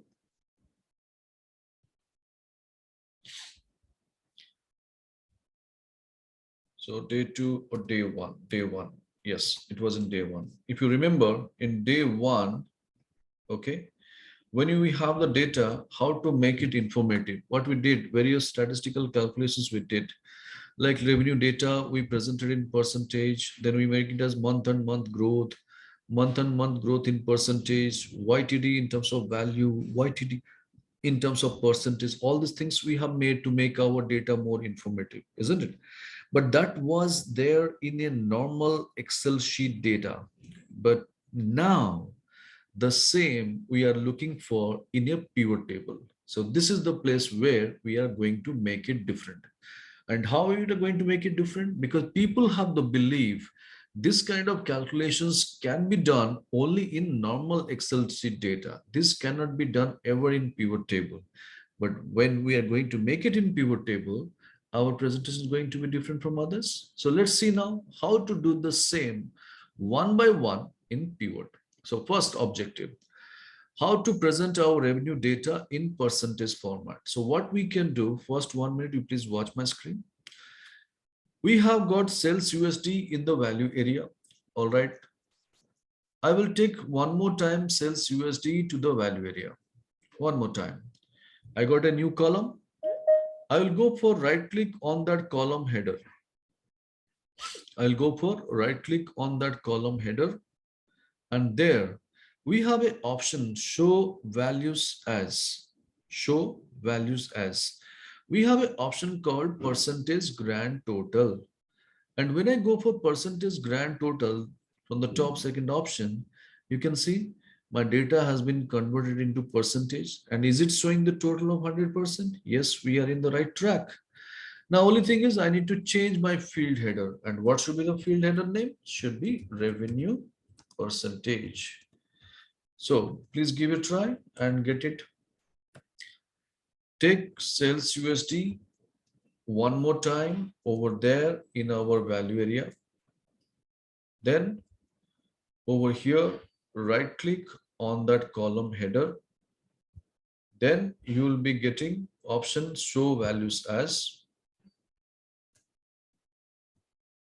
You'll be getting option show values as. Then again, followed by percentage of grand total.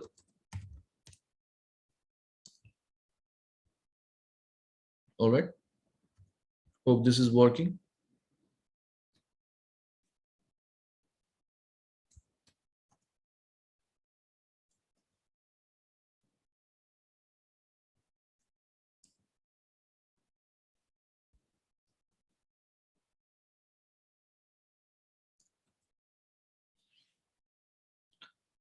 See, in pivot, how the things are so easy. Only thing is we have to customize according to the need. So revenue percentage. The other day, what we did, the same thing we did it in pivot table today. All right. Now, what's next is the growth column. So how to create a growth column? So month and month, what is the variance? How to present it? That is what the next objective. So what we can do is going to our pivot, take sales USD one more time to the value field area. A column is added. Right click on the column header. Show values as. We have an option called difference from. I repeat, we have an option called difference from. And once you take this over here, you will be getting a dialog box on the screen where the base field, it is showing month. Yes, base field is month only. Base item, it shows as Monday. But technically, to compute the data, the difference, we have to compute the data from previous month. So base item, instead of January, we should make it as previous, because we cannot compare all the month data to January. We have to compare with the previous month. And for that reason, go and click OK and get the things done. Now here, with immediate effect, a new column will be populated, and that we can name it as growth.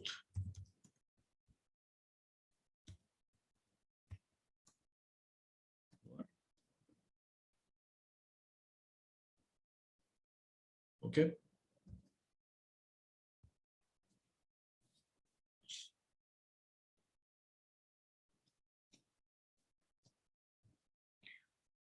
So create another column called growth.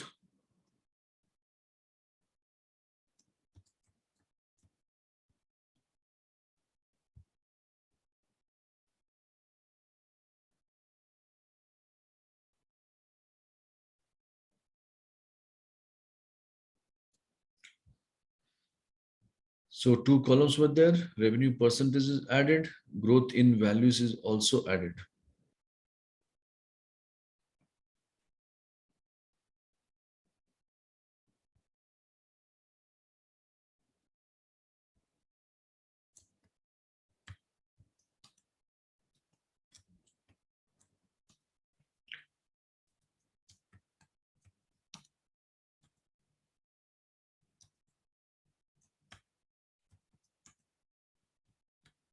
Okay. Now, what's next? Let's go and discuss. As we discussed the other day, growth in value, maybe my immediate boss would be happy watching the same. But when I'm presenting my data to my global leaders, they want to see growth, but in terms of percentage. So now the question is how to create this data in pivot table. Let's do one more time. Sales USD with the value field area. Right click on the column header. Show values as exactly difference from below to that percentage difference from is there. Below to difference from percentage difference from. And the moment you click the same over here, base field is showing month, of course. Base item, as I told you in the previous case, going to previous and click OK. Immediately, you'll be getting your data transformed into percentage over here. So this is called our growth percentage.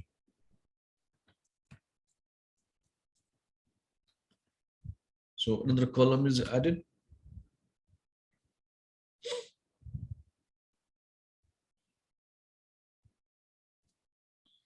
So any difficulties so far? Anybody? Everybody is getting the columns? Revenue percentage, growth value, growth percentage.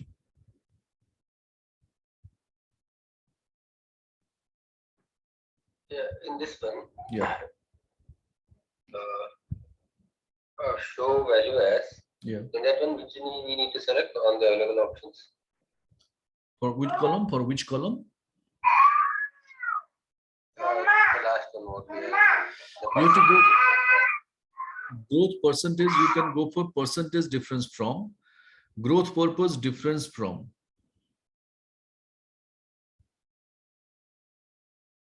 Difference from. Yeah, growth in terms of value, like growth in billions, millions, lakhs, and crores. You can go for difference from. If you want to find out growth in terms of percentage, you have to go for percentage difference from. Then a dialog box appear. And in dialog box base field, it will be showing as month. You should not change that. But base item, you should change. Instead of January, it should be previous. Yeah.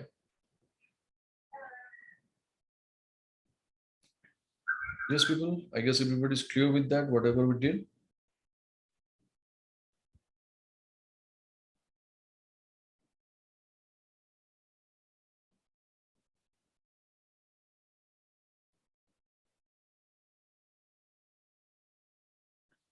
All right.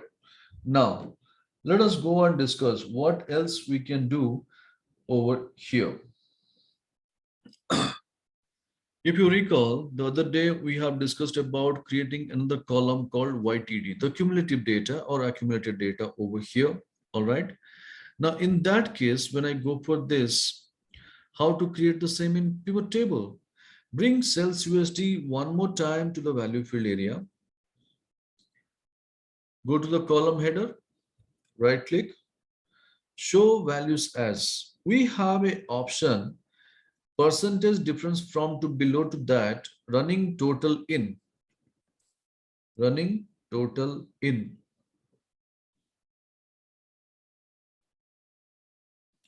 If I go for running total in, it will be taking me to dialog box called base field and it is showing month. Let it be, no need to do any changes. Click OK and you'll be getting a column ready with name called YTD. And if you see the month of December, whether the YTD value for December, is it matching with my grand total? Yes, we are in the right track. So this is how we have to confirm. The other day also discussed about this, isn't it? The same thing we can do. What is that? Right click, show values as running total in.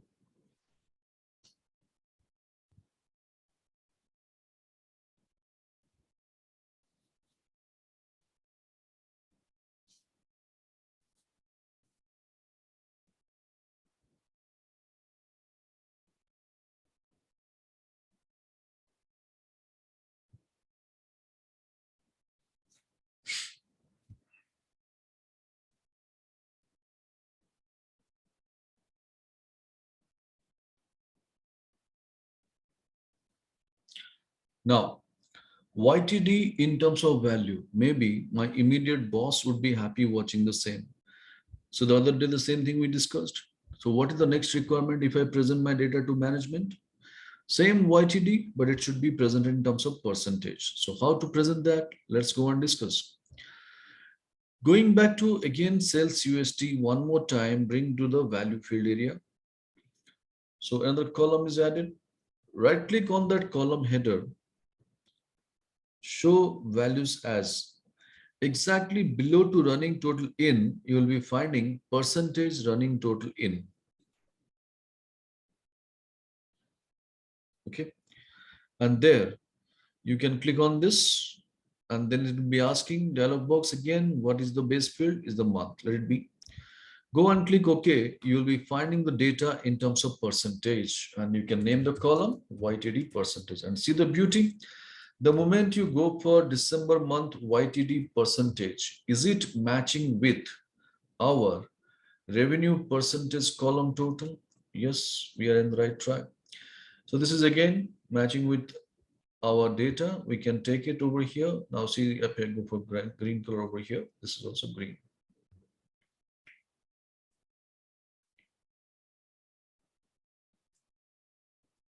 All right. Now see the beauty. We were thinking about only presenting only these two columns of data, but technically these are the things pending.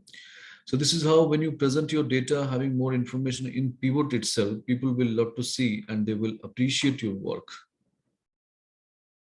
And this is where we are making our report different from others. So taking all these calculations. So any doubt, any queries, people over here in pivot table number 9?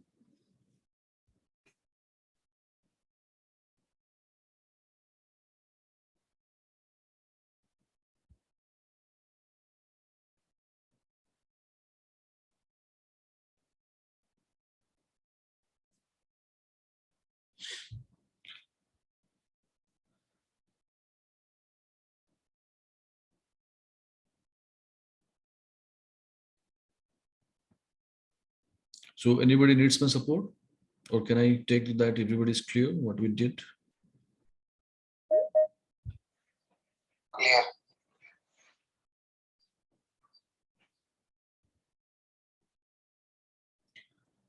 Okay.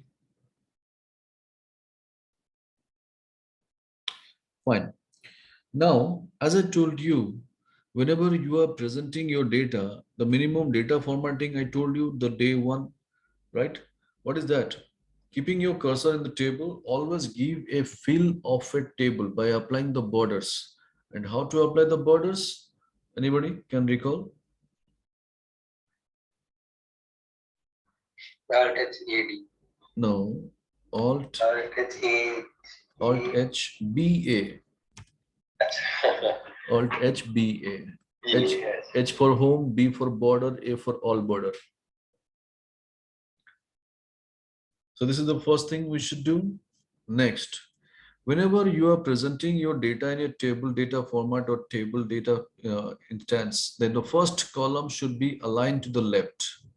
And rest of the columns, I told you, you should align to the center. And what is the shortcut for aligning the data to the center?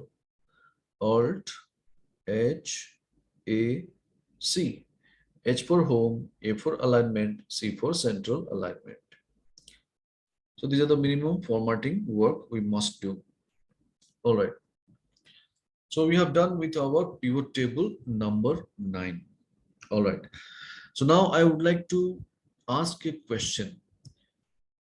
No doubt we have made our data presentation more informative, but my question is, the people who are aware of about all these features are available on a simple right click. And when I showed all these things to my boss in a simple right click, then next time when I present the same information in this fashion, do you think that it is going to create a wow impact in his mind? Definitely not, because you have shown all these things in the last moment, in the last time. So this time, how to make it different? This time, how to make it different? So there should be some kind of value addition. So what kind of value addition you can do it over here? Yes, please.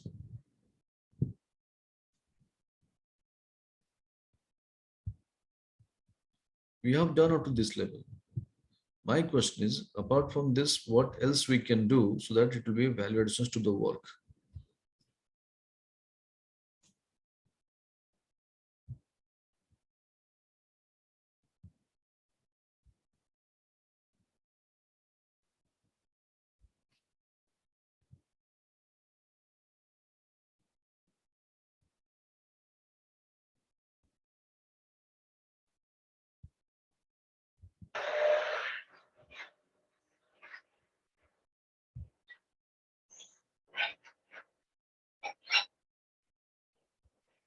Yes, and inputs.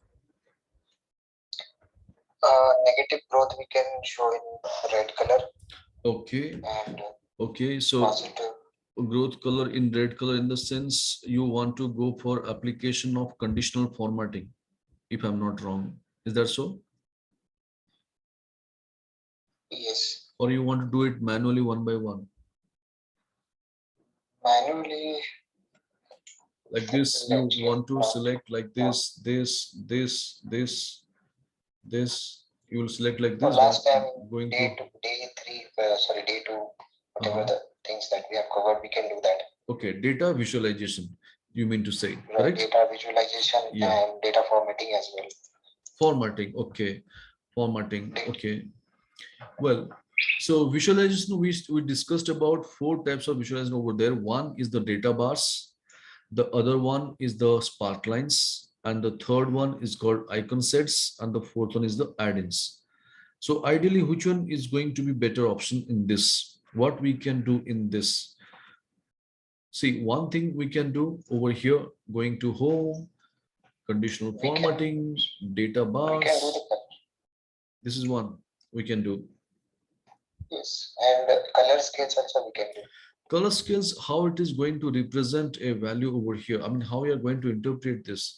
It is taking multiple color variances over here. Okay, so if the value is negative, that will go red, and if it is in positive, and then we can show there. Right, that can be done.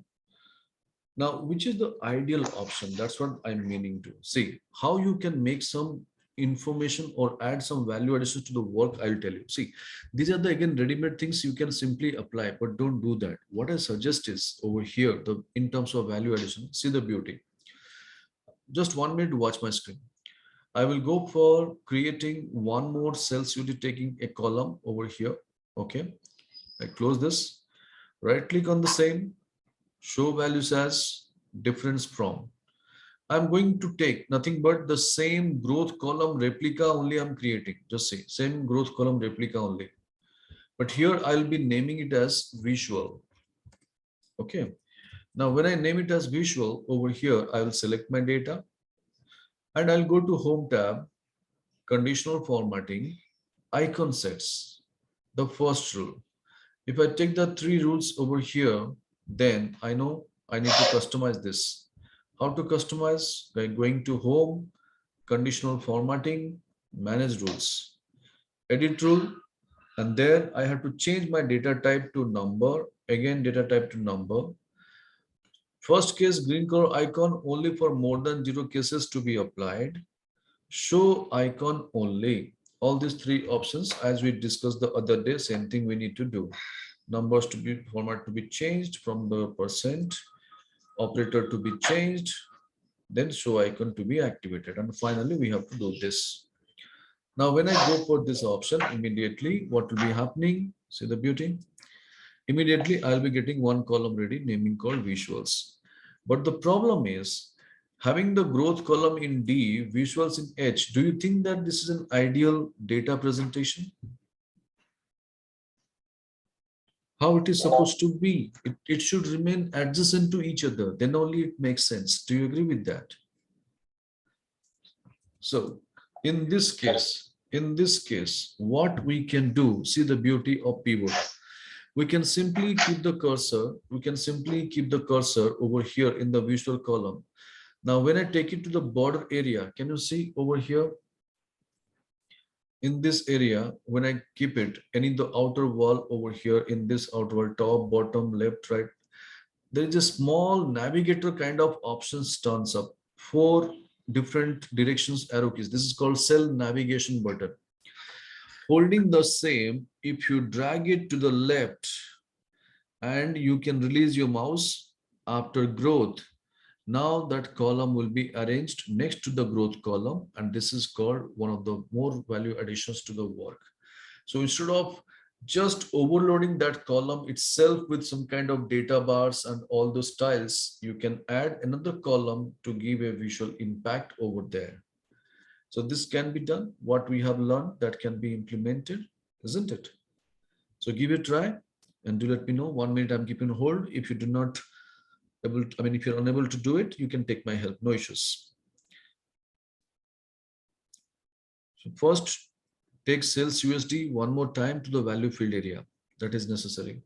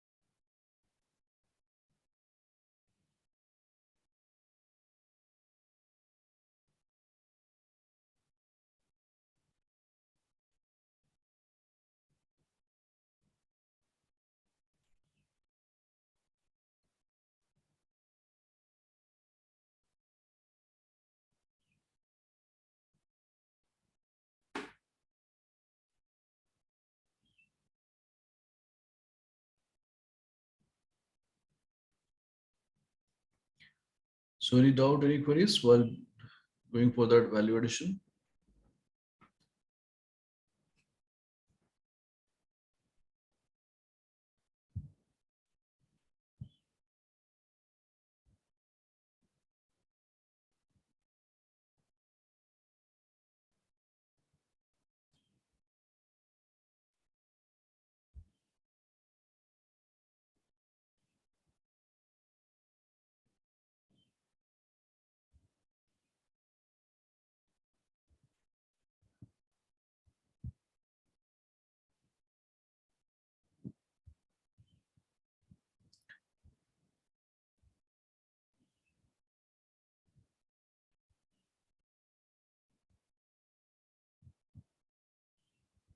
I'm facing some difficulty. Yeah, you can. Yes, please. No problem.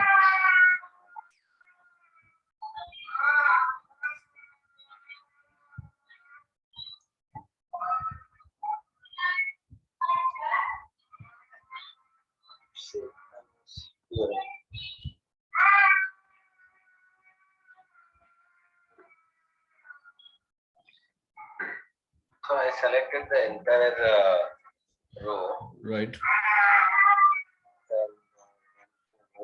Conditional formatting, icons. Okay.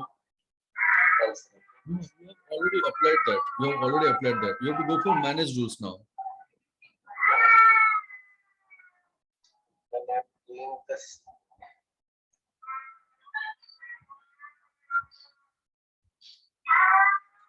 so greater than 0. No, you have not shared your screen. You have shared your window, I guess, because I am unable to see the dialog box launchers.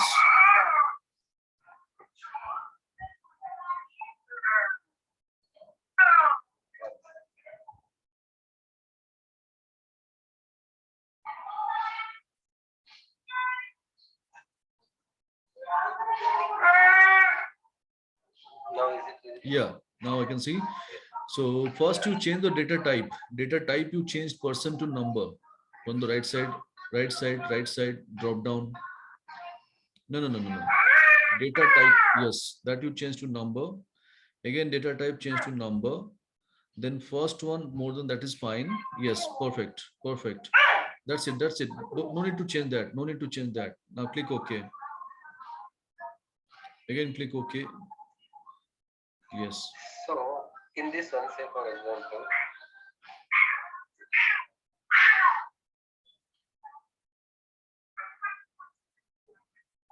say rather than having something there, whether I can put some value, say for example, if the value is greater than 2000, then it should be on top arrow. Okay. If it is lesser, again the same thing is coming. Can I edit this one and say, for example, if it is in the range of 0 to 2000, then it is up, and if it is in the range of 2000 to 4000, then the straight arrow and the down arrow. Yeah, that you can do that. You can do that. Now you can see if it is less than 2000, but more than 1000, you put it across. Suppose say more than, I mean, where 0 is there, you can put it as 1000. Yes. Now, when you go for tab key or any other click, automatically your red color down arrow key will be getting set. If it is below 1000, then automatically it will be. Say we need to go from denominator to numerator. Say for example, when value is lesser than 0, it will show this. Say I want when value is lesser than 1000, then it should show the down arrow. Yes, that is what we have customized. If you do not want to go for this kind of arrow keys, then you have to go for your color based. But in this kind of arrow keys, whatever the icon is there, you can customize in this buttons only, in this values only. So now you can check it out. You can click OK. You can click OK. Again OK. Right. Now you compare with your growth column. You compare with your growth column. No, not in this growth column. The growth column, wherever, if you have taken 1000, 2000, that parameter, no, that based on that you check, is it applying? So all are, I guess, all are more than 10 lakh something it is coming up, right? So rather applying, but that can be done. Don't worry, that can be done.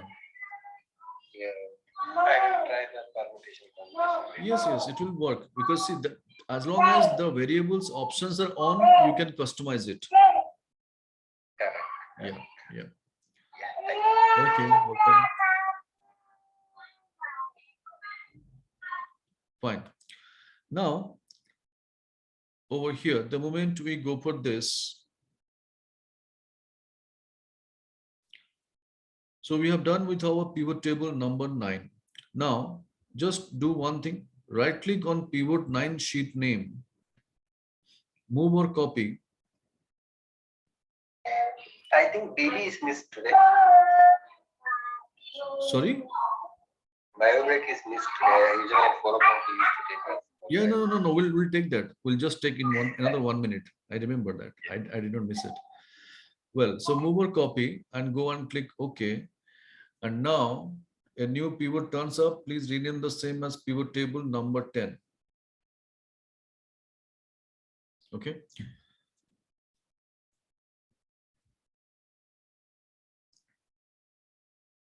So in this, let us remove the unwanted fields. Like in the value field area, so many fields are there.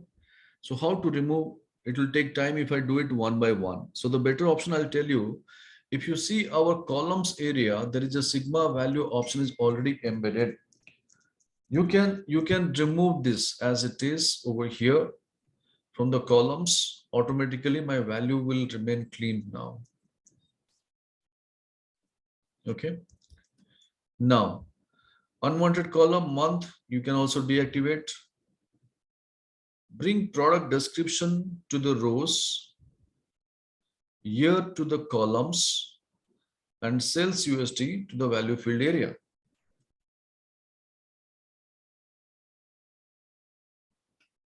All right. Now the first pivot table will be ready, and What else we can do, we'll discuss after a small break. So in my system, it is now 4:22 p.m. So I consider 4:25, 3 minutes grace I'm giving. So dot 4:35 p.m. again, we are going to assemble. So kindly have a brisk, come back soon. We will discuss the rest.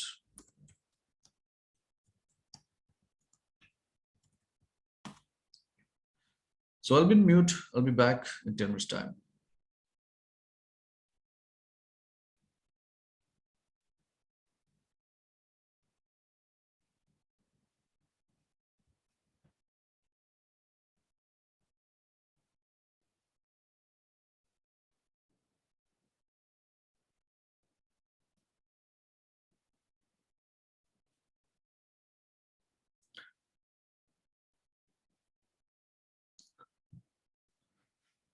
So I believe everybody's back. Could you please respond in the chat box? Why for yes?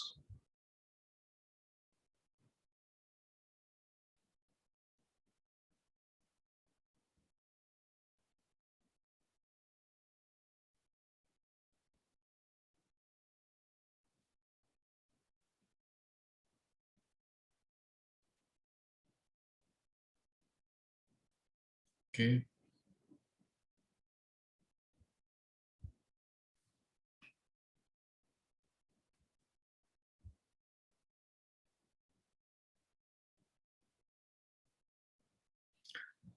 Well, I got a confirmation from Ria. She's there in. How about others? Udit, Ajit. Okay, good.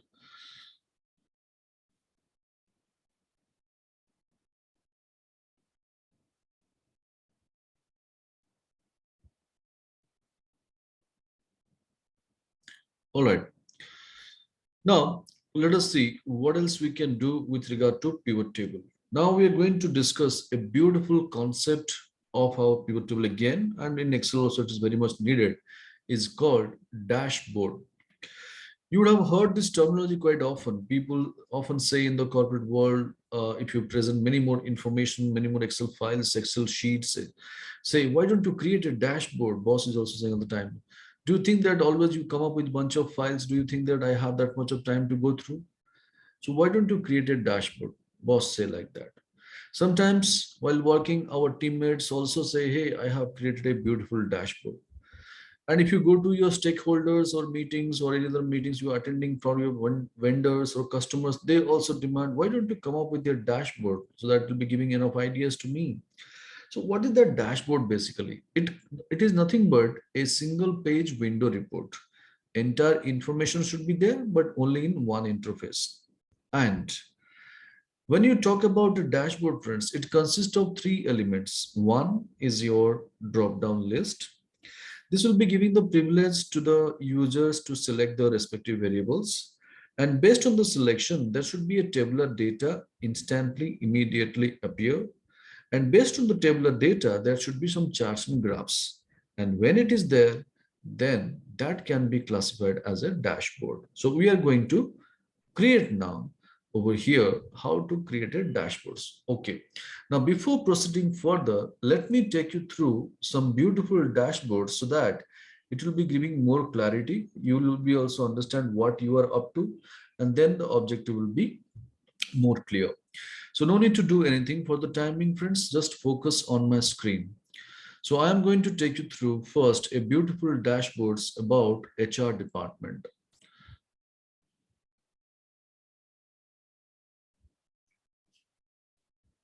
See, this is a dashboard, a sophisticated dashboard of HR department of our organizations. You can see in the left side, you'll be finding all the department names are there. Below to that, they have got multi-city presence. So all the city names are there. 9 years data we have taken to analyze, and all these employee names are available over here. And based on that, the tabular data, various charts and graphs, you can see towards your right side, it is embedded. And this is called your dashboard. Now, how it operates, I'll show you. See, any point of time, I want to showcase over here a particular department. Okay. And then immediately this chart is going to reflect over here. I'm just telling what is going to happen. Now, if I select a particular department and for a particular city over here, then what is the headcount status? Then this chart is going to reflect over here. If I go and select one department, human resource, and for the city Los Angeles, during the year 2006, what is that over here? The total breakup of the salary, then immediately this is going to change over here. And when this data is going to change based on this over here, when this data is going to change based on this chart is going to reflect over here. So all these things are interlinked. On a click of button, everything is going to happen and execution is going to happen in one interface. And that's why it is called as dashboard. Now see how it operates. If I go and check human resource, what is the headcount for the last 9 years, then this chart is going to change automatically. Human resource, Los Angeles, what is the headcount status? This chart is changing automatically. Human resource in Los Angeles city in the year 2006, how is the salary structure? Based on this, these charts are also changing, this table is changing. So this is called one of the sophisticated dashboard. And to create this, it needs time. Of course, it's not just overnight it is possible. You need to invest your time. And to create this, you should have ample source of data like this. 9 years data, it's not a joke. We should have that. Then 90% calculations are pivot table calculations, nothing else. And to create some ready-made list, slider bar or drop-down list, we should have some list in place so that the list based on the new employees joining, exit employees list, we should update the records or on daily basis or monthly basis or yearly basis, whatever it is.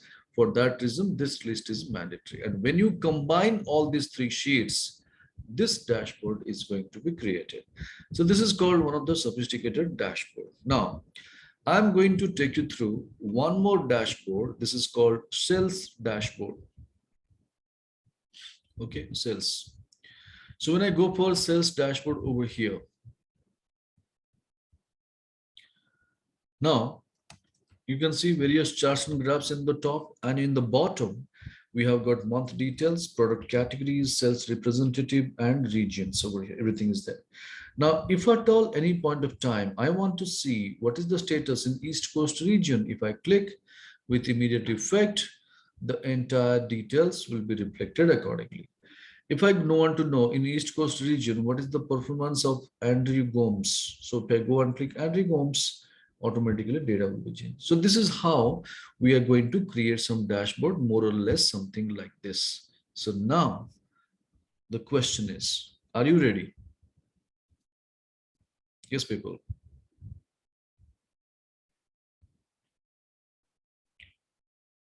Hope the objective is clear what we are up to. And now we are going to create the dashboard. So for that, let's go and prepare the framework, the interface designing. First, we have to look into. Keep your cursor above to the pivot table area. Keep your cursor above to the pivot table area.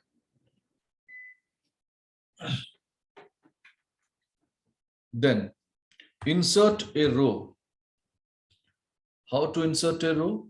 Alt-I-R. And to repeat the last step, F4. So Alt-I-R once, F4 for the rest of times you can repeat, so that 10 to 15 blank row items you can create above to the pivot data. Don't worry, keep creating 10 to 15 row items. Later, if we do not want, we can delete that. It's not an issue.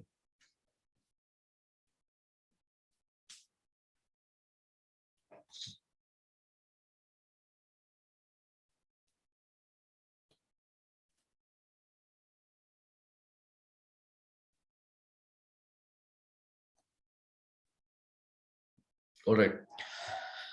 Now, keep your cursor anywhere in the pivot table,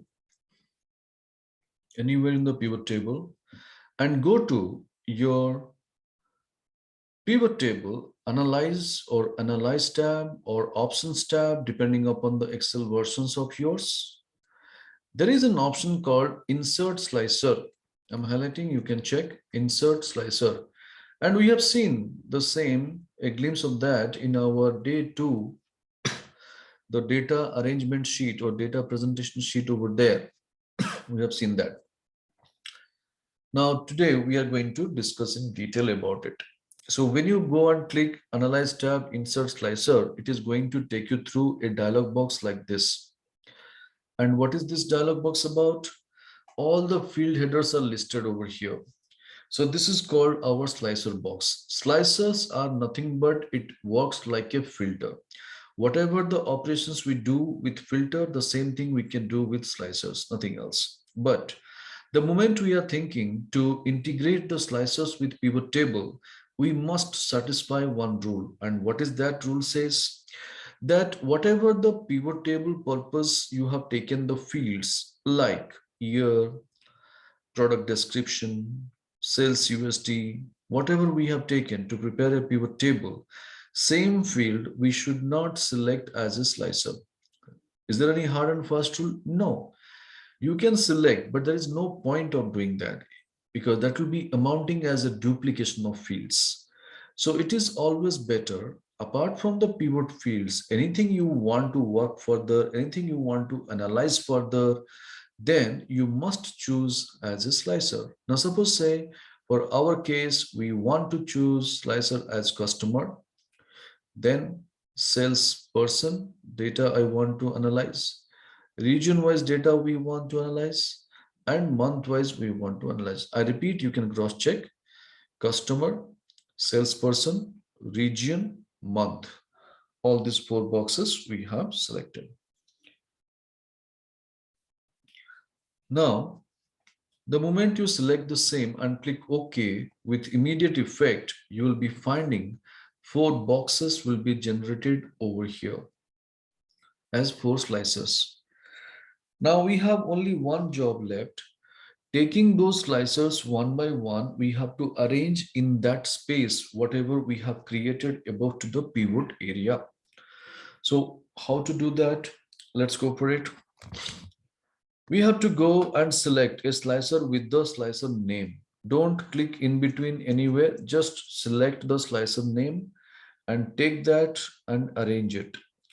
You can have your own order. There is no hard and fast rule that you should take only my order over here. You can have your order own arrangements over here, not issue.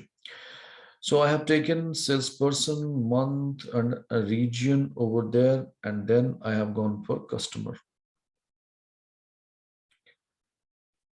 So this is the first step, taking the slicers, arranging the same in the space above to pivot table.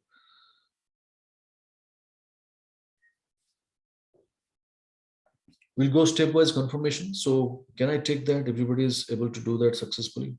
No challenges.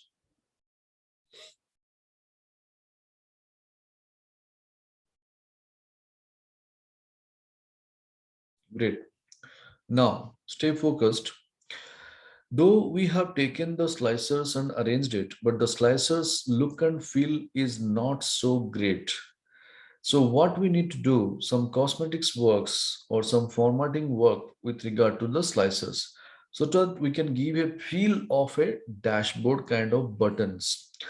So what you can do, select one of the slicer, and the moment you look at on your ribbon tab, there is an extreme right tab is activated, naming slicer, options, design, depends upon the version of Excel. And it shows many more styles like this. And when you go for the more button, it opens up with 2 broad categories, light or dark. Light or dark.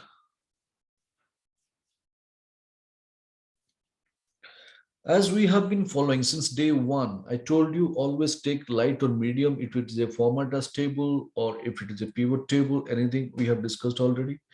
But today, when we are working with slicer, again, do not take the lighter one, take the dark color. The reason of taking the dark color to give a vibrant color feeling over there. And any dashboard, if you look at, some high definition colorful buttons would be there. So to give that feeling, use some dark color. So take one slicer, again one more dark color. Take one more slicer to take that one more dark color.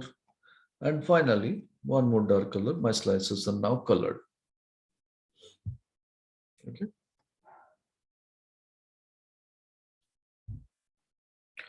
So colorful patterns, modifications, changes has been happened to all the slices. Now, once you have done it, though colorful changes have been done, but having this kind of vertical scroll bars in each and every slicers doesn't give a great look. So what you need to do basically over here is to remove these vertical scroll bars. If you see the slicer tab in the extreme right, there is an option called columns. There is an option called columns. And by default, it shows as 1. You can make it to 3. Depends upon your variable items. It doesn't mean that you should always go for 3 or 5. It depends upon the variable. So now you can see I have got the data. Now I have taken up to 6 columns. And when I go for the 6 columns over here, all right, my data, whatever we had in that slicer, from one column variable items to multi-column variable items, it has been distributed automatically by removing the vertical scroll bars.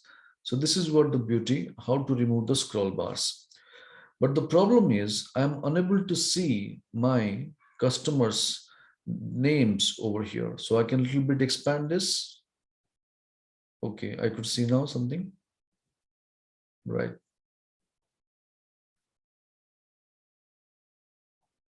Now, the moment we have done with this over here,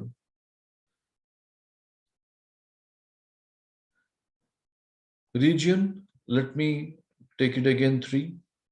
Month, let me take it 3. Salesperson, again, let me take it to 3. All right.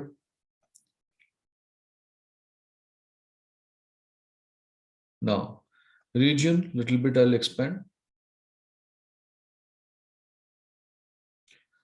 So we have adjusted the slices and the column distributions also happen to that. But the problem is it is left with some empty spaces in the bottom. Each and every slicer, you see some empty spaces in the bottom. So we have to also manage the same. So what we can do, select your slicer box and reduce the height.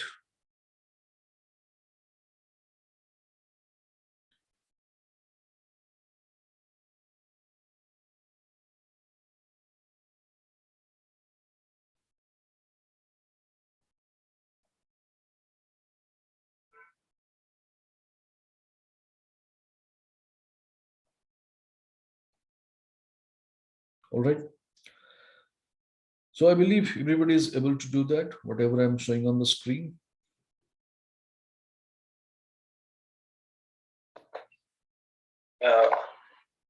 Yeah. Can you please do it again, like how to grade the you can share the screen. You can share the screen. I can guide you. No problem. It will be a kind of a refresher for others also.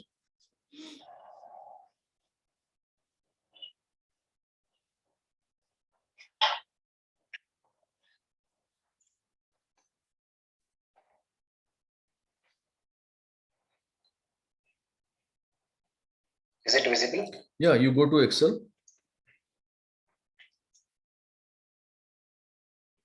I'm in Excel. Okay, let me share again. Share the screen or desktop. Don't share the window. Okay. Now, is it visible? Yeah, now I can see. See, the problem is you have already started working. So go to region slicer. In the top right corner, there is a cone kind of structure is there. No, region slicer. That green color. Region slicer. See, there are 4 slicers, right? Now, yes, okay. Region right corner.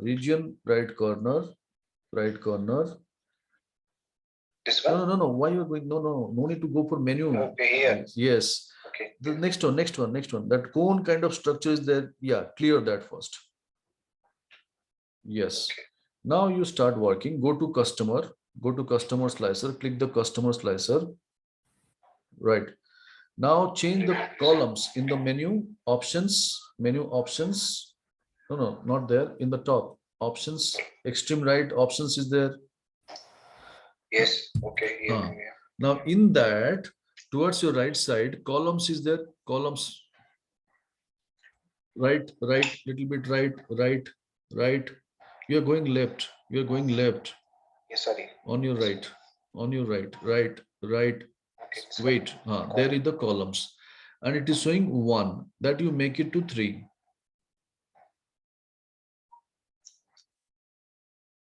Enter. So can you see now the entire column variables are just distributed to multiple column? Okay. So okay. Similarly, you go for region, select region, and change it to 3. Enter. Go to month, that also you make it 3. Go to salesperson, and that also you make it 3. Now slightly reduce the height from the bottom.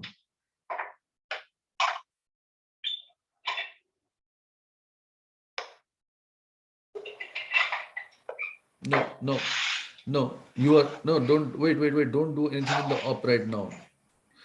You have got again that vertical scroll bar because you have reduced many more. So you have to slightly increase from the bottom. Okay. Slightly increase that button. Hold on, slightly increase. That's it. That's enough. Yes. Similarly, go and reduce for region also.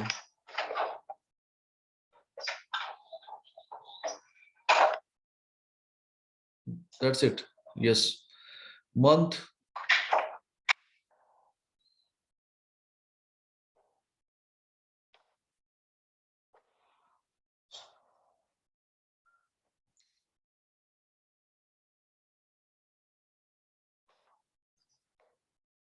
All right. Now bring customer little bit closer to region, or you can extend the region name. Region names are not visible. Wait. Region names are not visible. Slightly expand the region from the right side. Yeah. Perfect. Now hold on. Customer, you can still break into multiple columns. So customer slicer. Okay. Select customer slicer. Add one more column. Instead of 3, make it 4. Okay.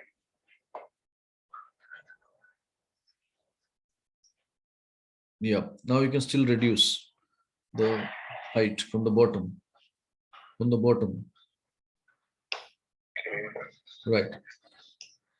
So this is how you have to adjust that you have to bring out this. I mean, this fine tuning and all, you have to do it from your practice. This is essential because all the alignments to give this kind of finishing look, it is someone's creativity and innovations, nothing much. But the techniques remains the same.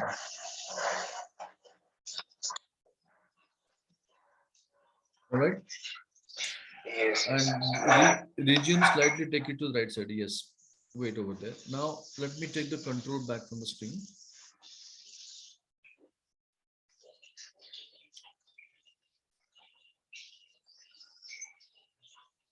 All right. Now, the moment we go for this over here, you can notice we have got all these things aligned, arranged properly. Now take a selection on the slicer and go for Control A. Control A. So when you go for Control A over here, you can see all the slicers are in selection. Now what you need to do is, very important thing is going to the same extreme right tab where those slicers we have operated, extreme right, options, tools, designs, whatever the name it is, depending upon the version of Excel. We have a align option, align. Okay. So when you go for align, there's an option called align top. This is the first thing you do, align top. After selection of all the slicers, align top. There, what you need to do, again align, you can see there's an option called distribute horizontally.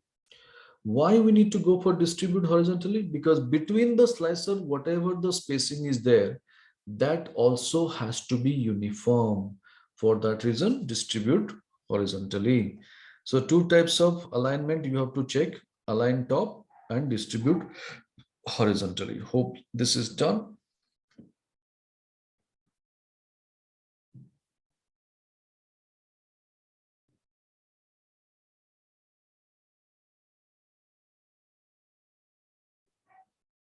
Now, once we have made with this over here, then let's see what else we can do with regard to this slicer to make it more interesting. What we can do is final step. So far, whatever we have done to safeguard the same or to save them, what you need to do, the final step, don't ever forget. Next to align, same, we have an option called group. Next to align, we have an option called group. And within that, there is a grouping option is available.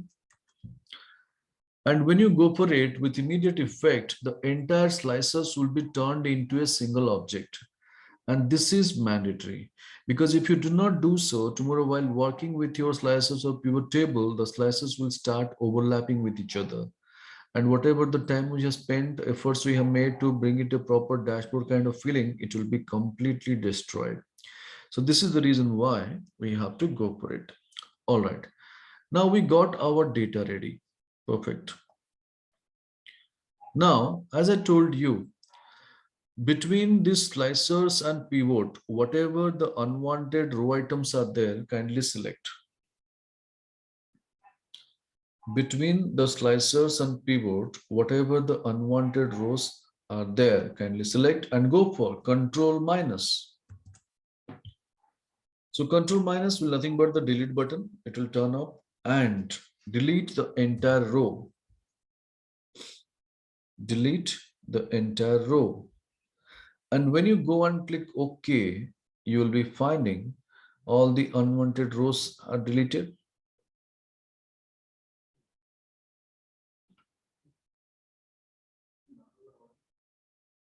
All right. Now this window box towards the right side, what I'm highlighting, pivot table fields, this doesn't play any role. You can switch off that. You can close that. You can shut that button,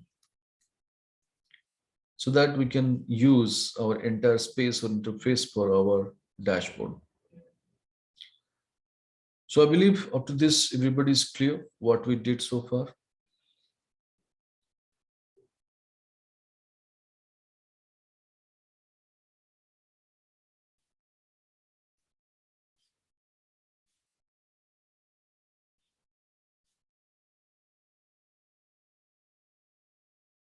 Now, once we have done with this, as I told you, for a dashboard purpose, we need one element called charts and graphs.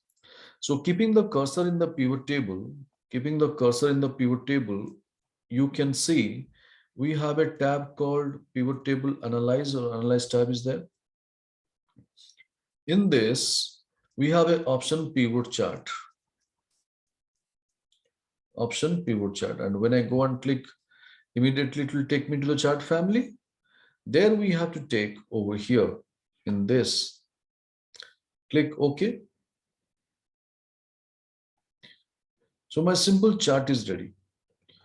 Now taking the chart, putting it across next to the data, and just extend the chart type, whatever it is, exactly in line with the slicers options.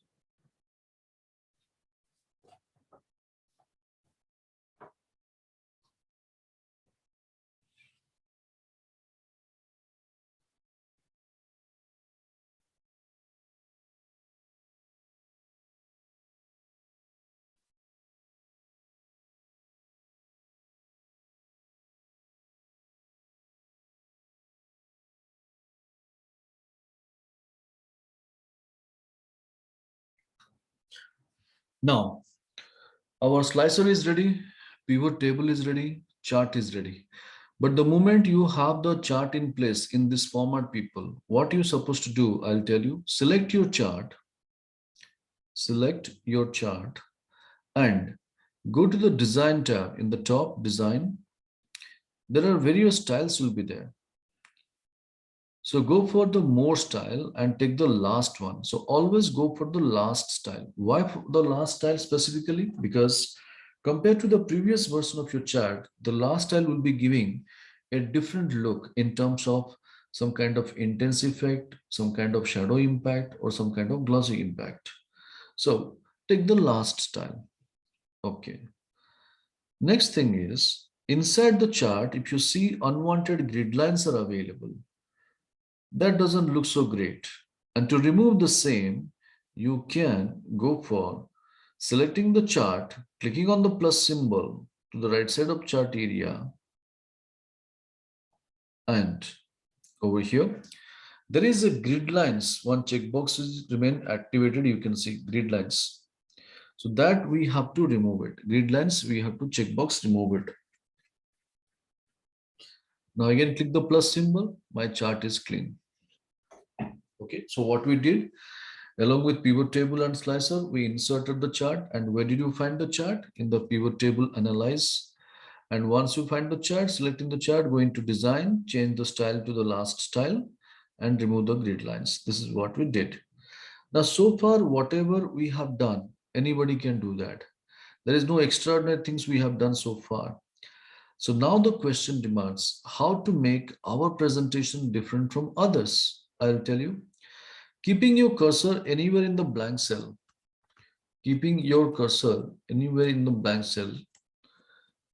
If you go to your view tab, there are three options activated. In the view tab, if you see, there are three options activated, naming called formula bar, grid lines, headings.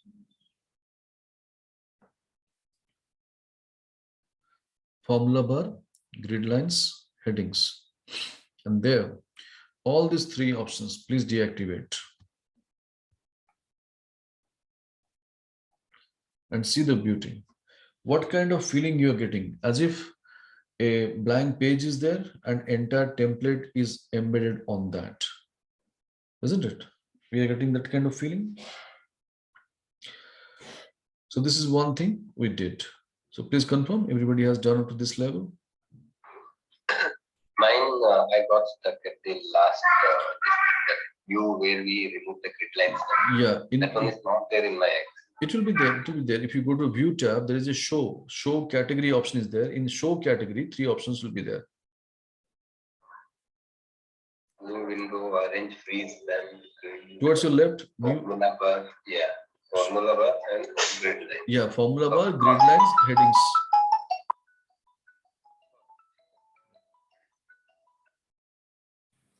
Now, the moment we have done with this over here, then next one thing what I'm going to say is very, very important. Please stay focused.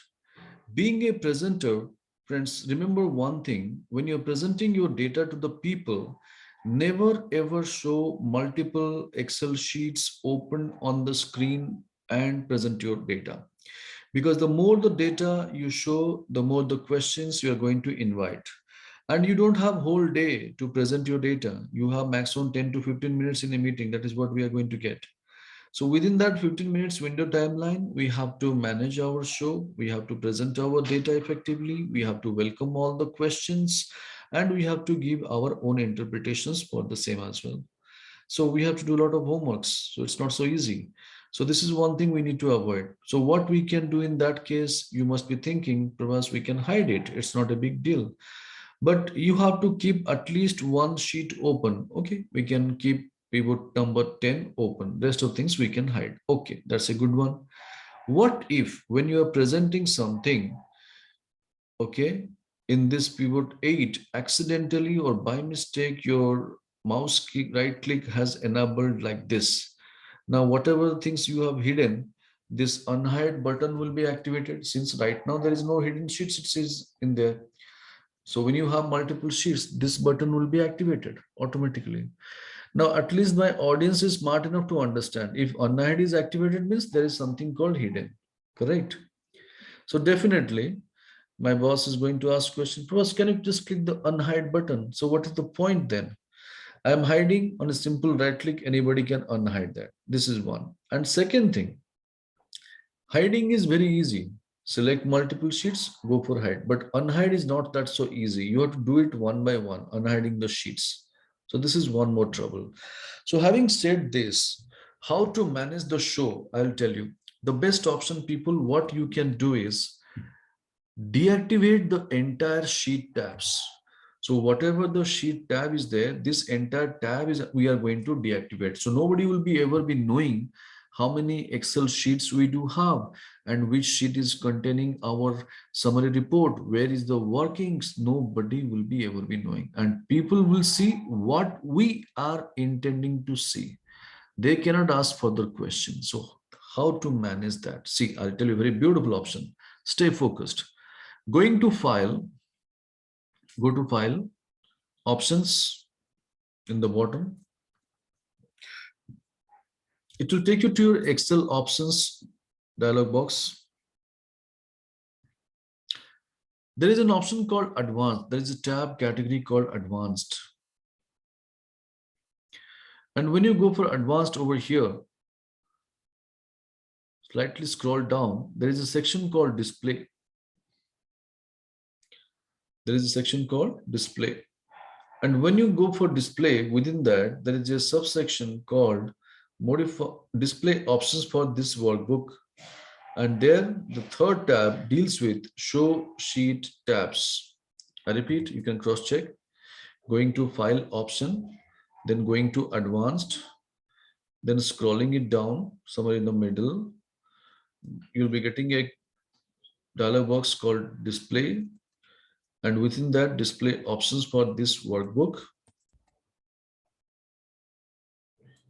Finally, we need to go for show sheet tabs to deactivate and then click OK.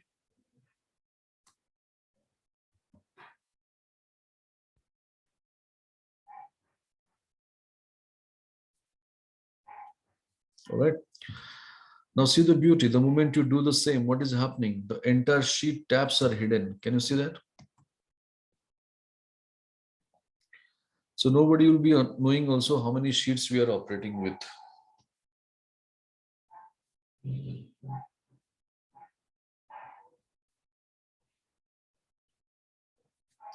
So hope we have made our interface management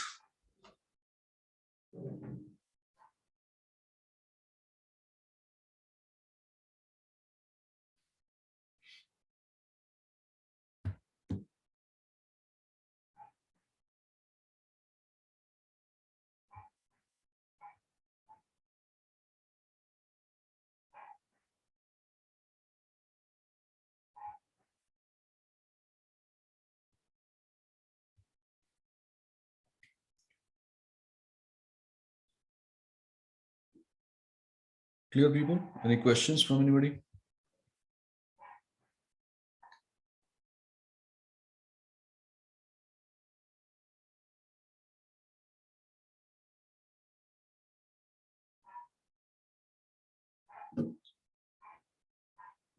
All right. Now, see the beauty. Suppose say this is what I have made the things ready. And my boss is now asking me, Pravas, are you done with the report? I said, yes. So he invited me to the presentation area and he has greeted to all our global leaders. And now he asked me, Pravas, start the show. So I opened this file and I was about to start the presentation. And he said me, my boss, that Pravas, we are not interested to see last 3 years data as such. Please focus us only with 2016. So what I did, I have gone to my chart. In the year, there is a filter over here called, and this filter you can choose as 2016. So now only 2016 records will be displayed on the screen, and this is what the data for 2016. Similarly, the moment I presented my data next to my boss, suppose my chief marketing officer is sitting, what he is asking me, that Prabhas, if this is the history of 2016, could you please show me the performance of salesman 5? So I have gone to salesperson, salesman 5, SM5, I'll be choosing.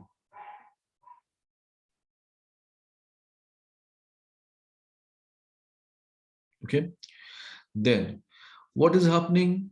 He is telling me over here, okay, this is of salesman 5, 2016 data. Now, can you just let me know, salesman 5 in the year 2016, what was his performance for the month of May?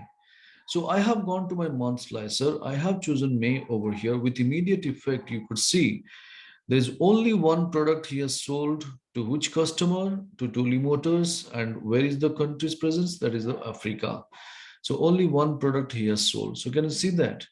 The moment people are demanding, on a click of button, we could press all the results over there instantly, immediately, then and there. And that's called nothing but your dashboard. So this is how, whenever you integrate your data from slicers, pivot table, and pivot chart, you can make a proper presentation of your dashboards. Hope this is working. Please check it out.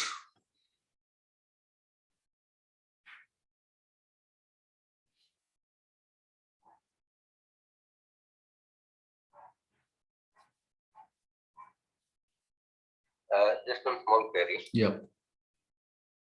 The last step wherein you selected the year wise. Okay. Can you just repeat that one? Where you in the okay, that is there in the, there are two ways you can do. Not only this, I'll take you through.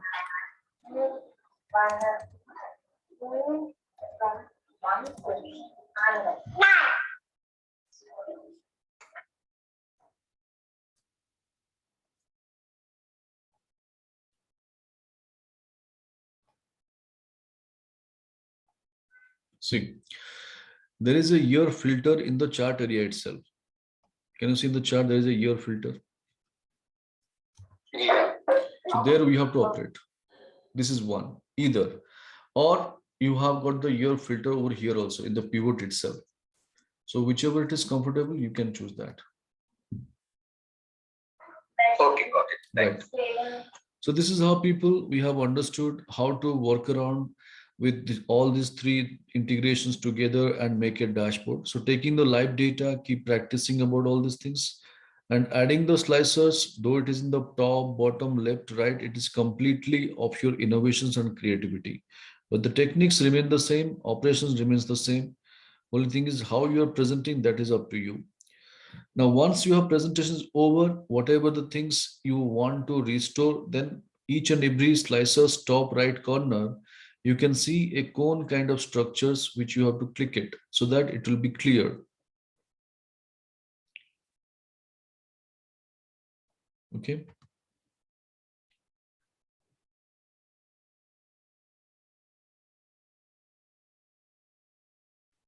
Now, what are the other things we have deactivated? The sheet tabs. So same procedure, going to file, options, advanced,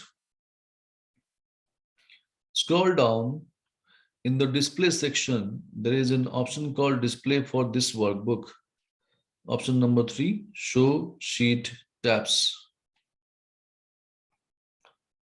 So when you go for show sheet tabs over here, and then click OK, the show sheet tabs, activate and click OK. All the sheet tabs will be restored. Now, what are the other things we have deactivated? If you recall, we have deactivated in the view tab, keeping the cursor in a blank cell, view tab, formula bar, headings, grid lines. So all these things we had deactivated earlier. So those things we have activated again. All right. So that's the story of our pivot table number 10. So any doubt, any queries in pivot 10, if you have, you can ask me.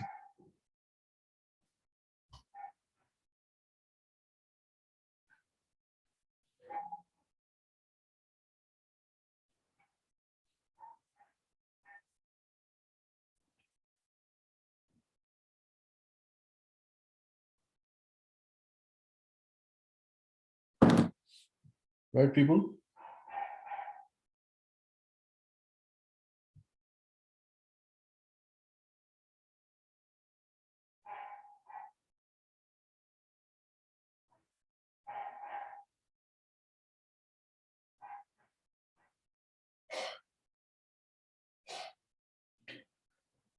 So whatever we did, hope it is clear.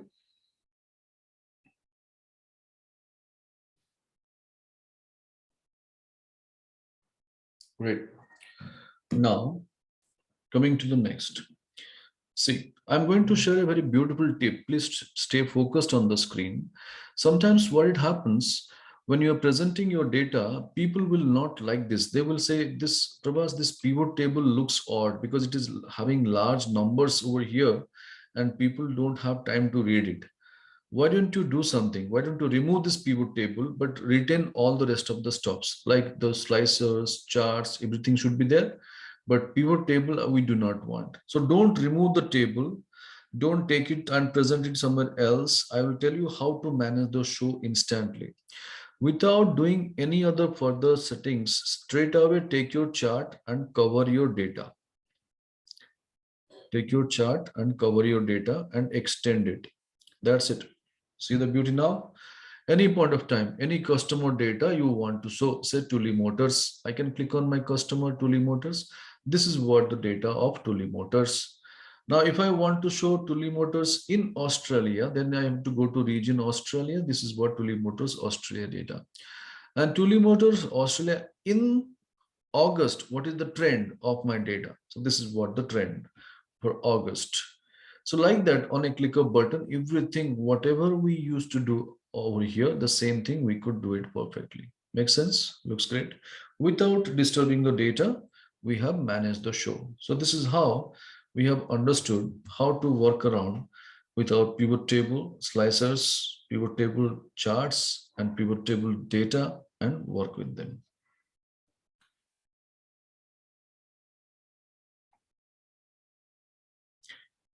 Fine. Come to pivot table number 9.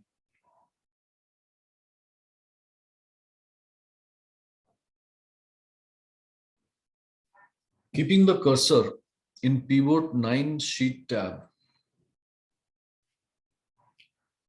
Keeping the cursor in pivot 9 sheet tab, then move or copy.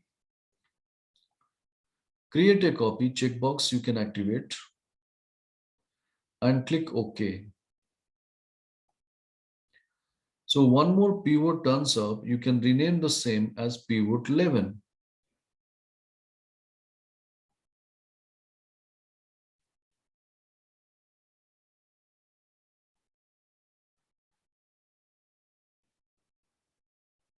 All right.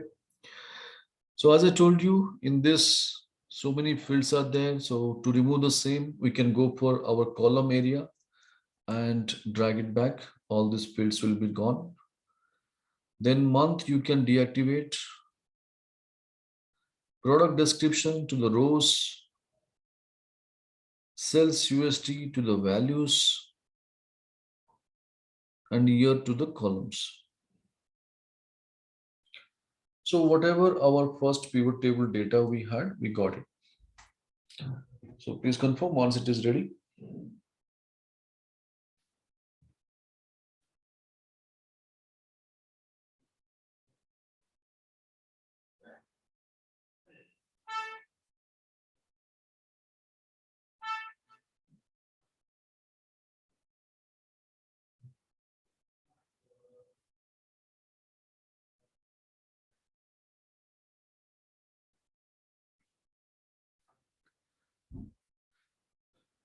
Now, what we are going to see over here, let's discuss.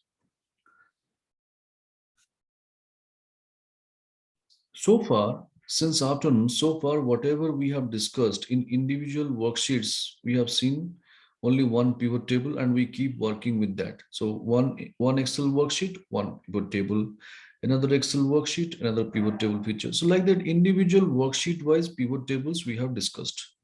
Okay, great. What if I have got more than one pivot table in one Excel interface, then how to work around with the same?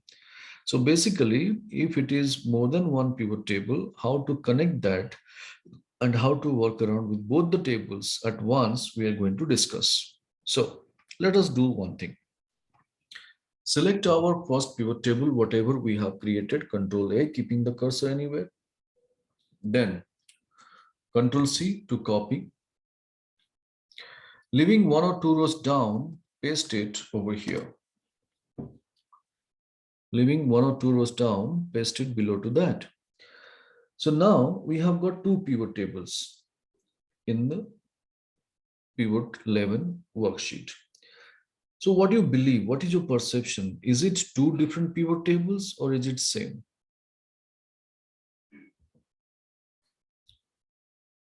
Yes, people, what's your perception? What do you believe? Is it 2 different pivot table or is it same?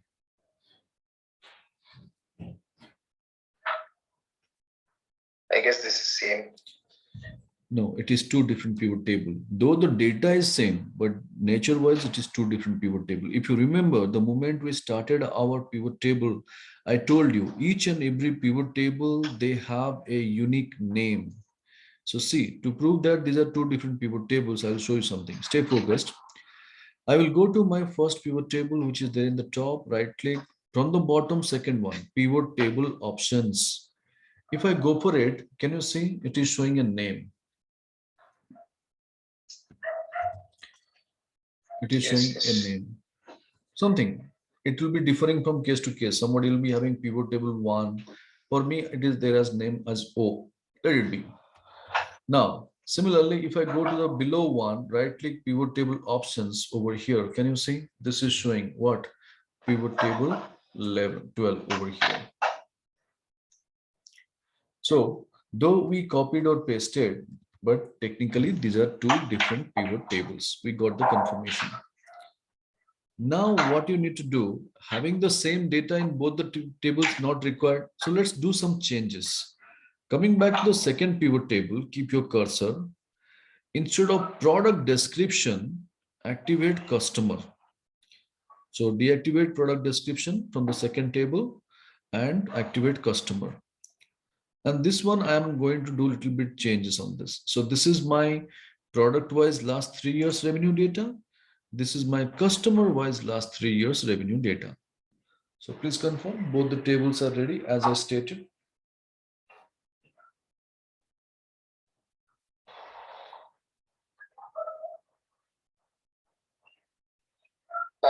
Prakash, from where we can get again the pivot table field data, which is in the right side. Yeah, this one, right click on pivot, show field list.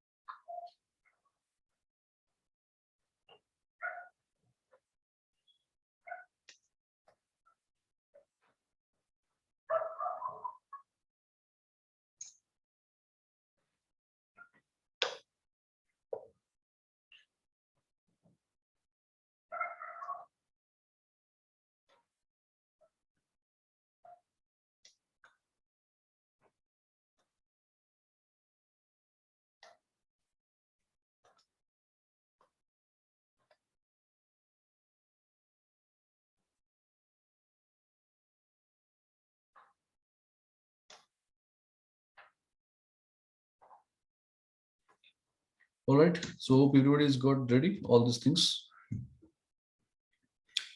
Now, once you have this, kindly keep your cursor in the first pivot table, which is there in the top, and go to your analyze or pivot table analyze. We have an option called insert slicer.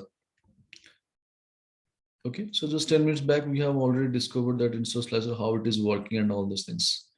Now, when I go for insert slicer, I'll suppose say take an example. I want to analyze the data based on the regions I want to see. So I'll take region slicer on, checkbox I will be activating and click OK. Click OK. So you'll be finding a slicer will be ready. So that I'll be keeping it or retaining to the next to the data slicer. But the problem is when I go and operate with the slicer, this is going to give impact only to the first pivot table. Can you see that? Right, people?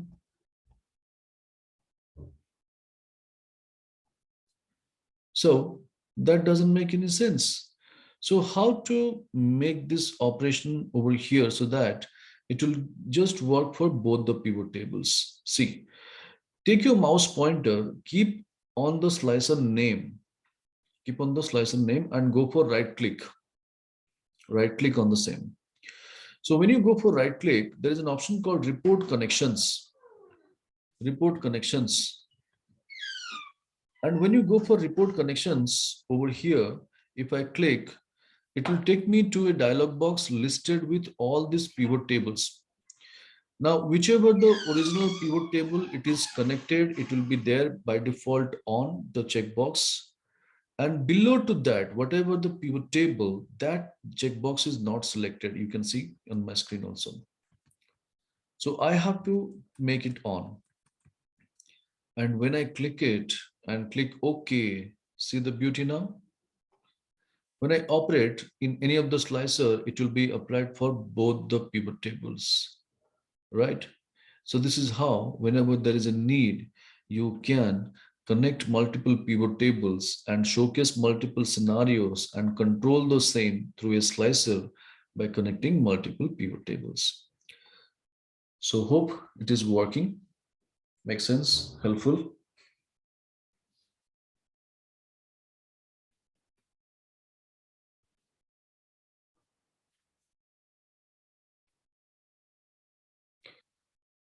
So anybody needs my support or any doubt, any queries, if you have, you can ask me.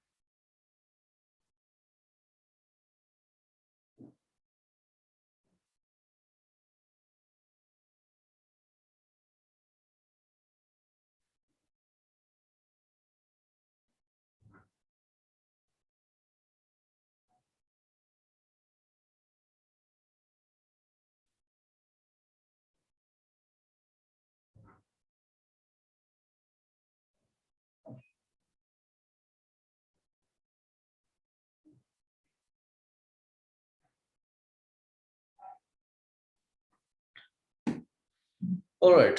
So now, what is that we have right now over here, people? So taking the live data, keep practicing about all these things.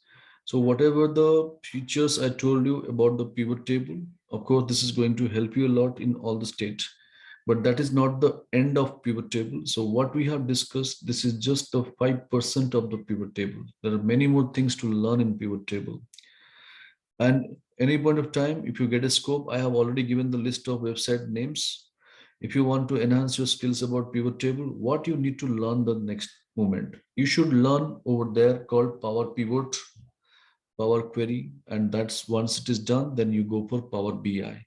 So this is how, when you go for stepwise learning, definitely you can make the things better in the data analysis or data analytical world. Because nowadays what happens, mere data having in the workplace doesn't make any sense.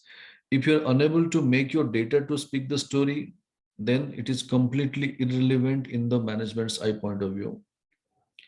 Okay, so this is the reason why you have to play around with your data. You have to take multiple data sources, you have to churn, you have to mine, you have to analyze, and you have to present it effectively. All right. So any doubt, any queries for the day, people? So kindly save all your workbooks. If you have something, do let me know.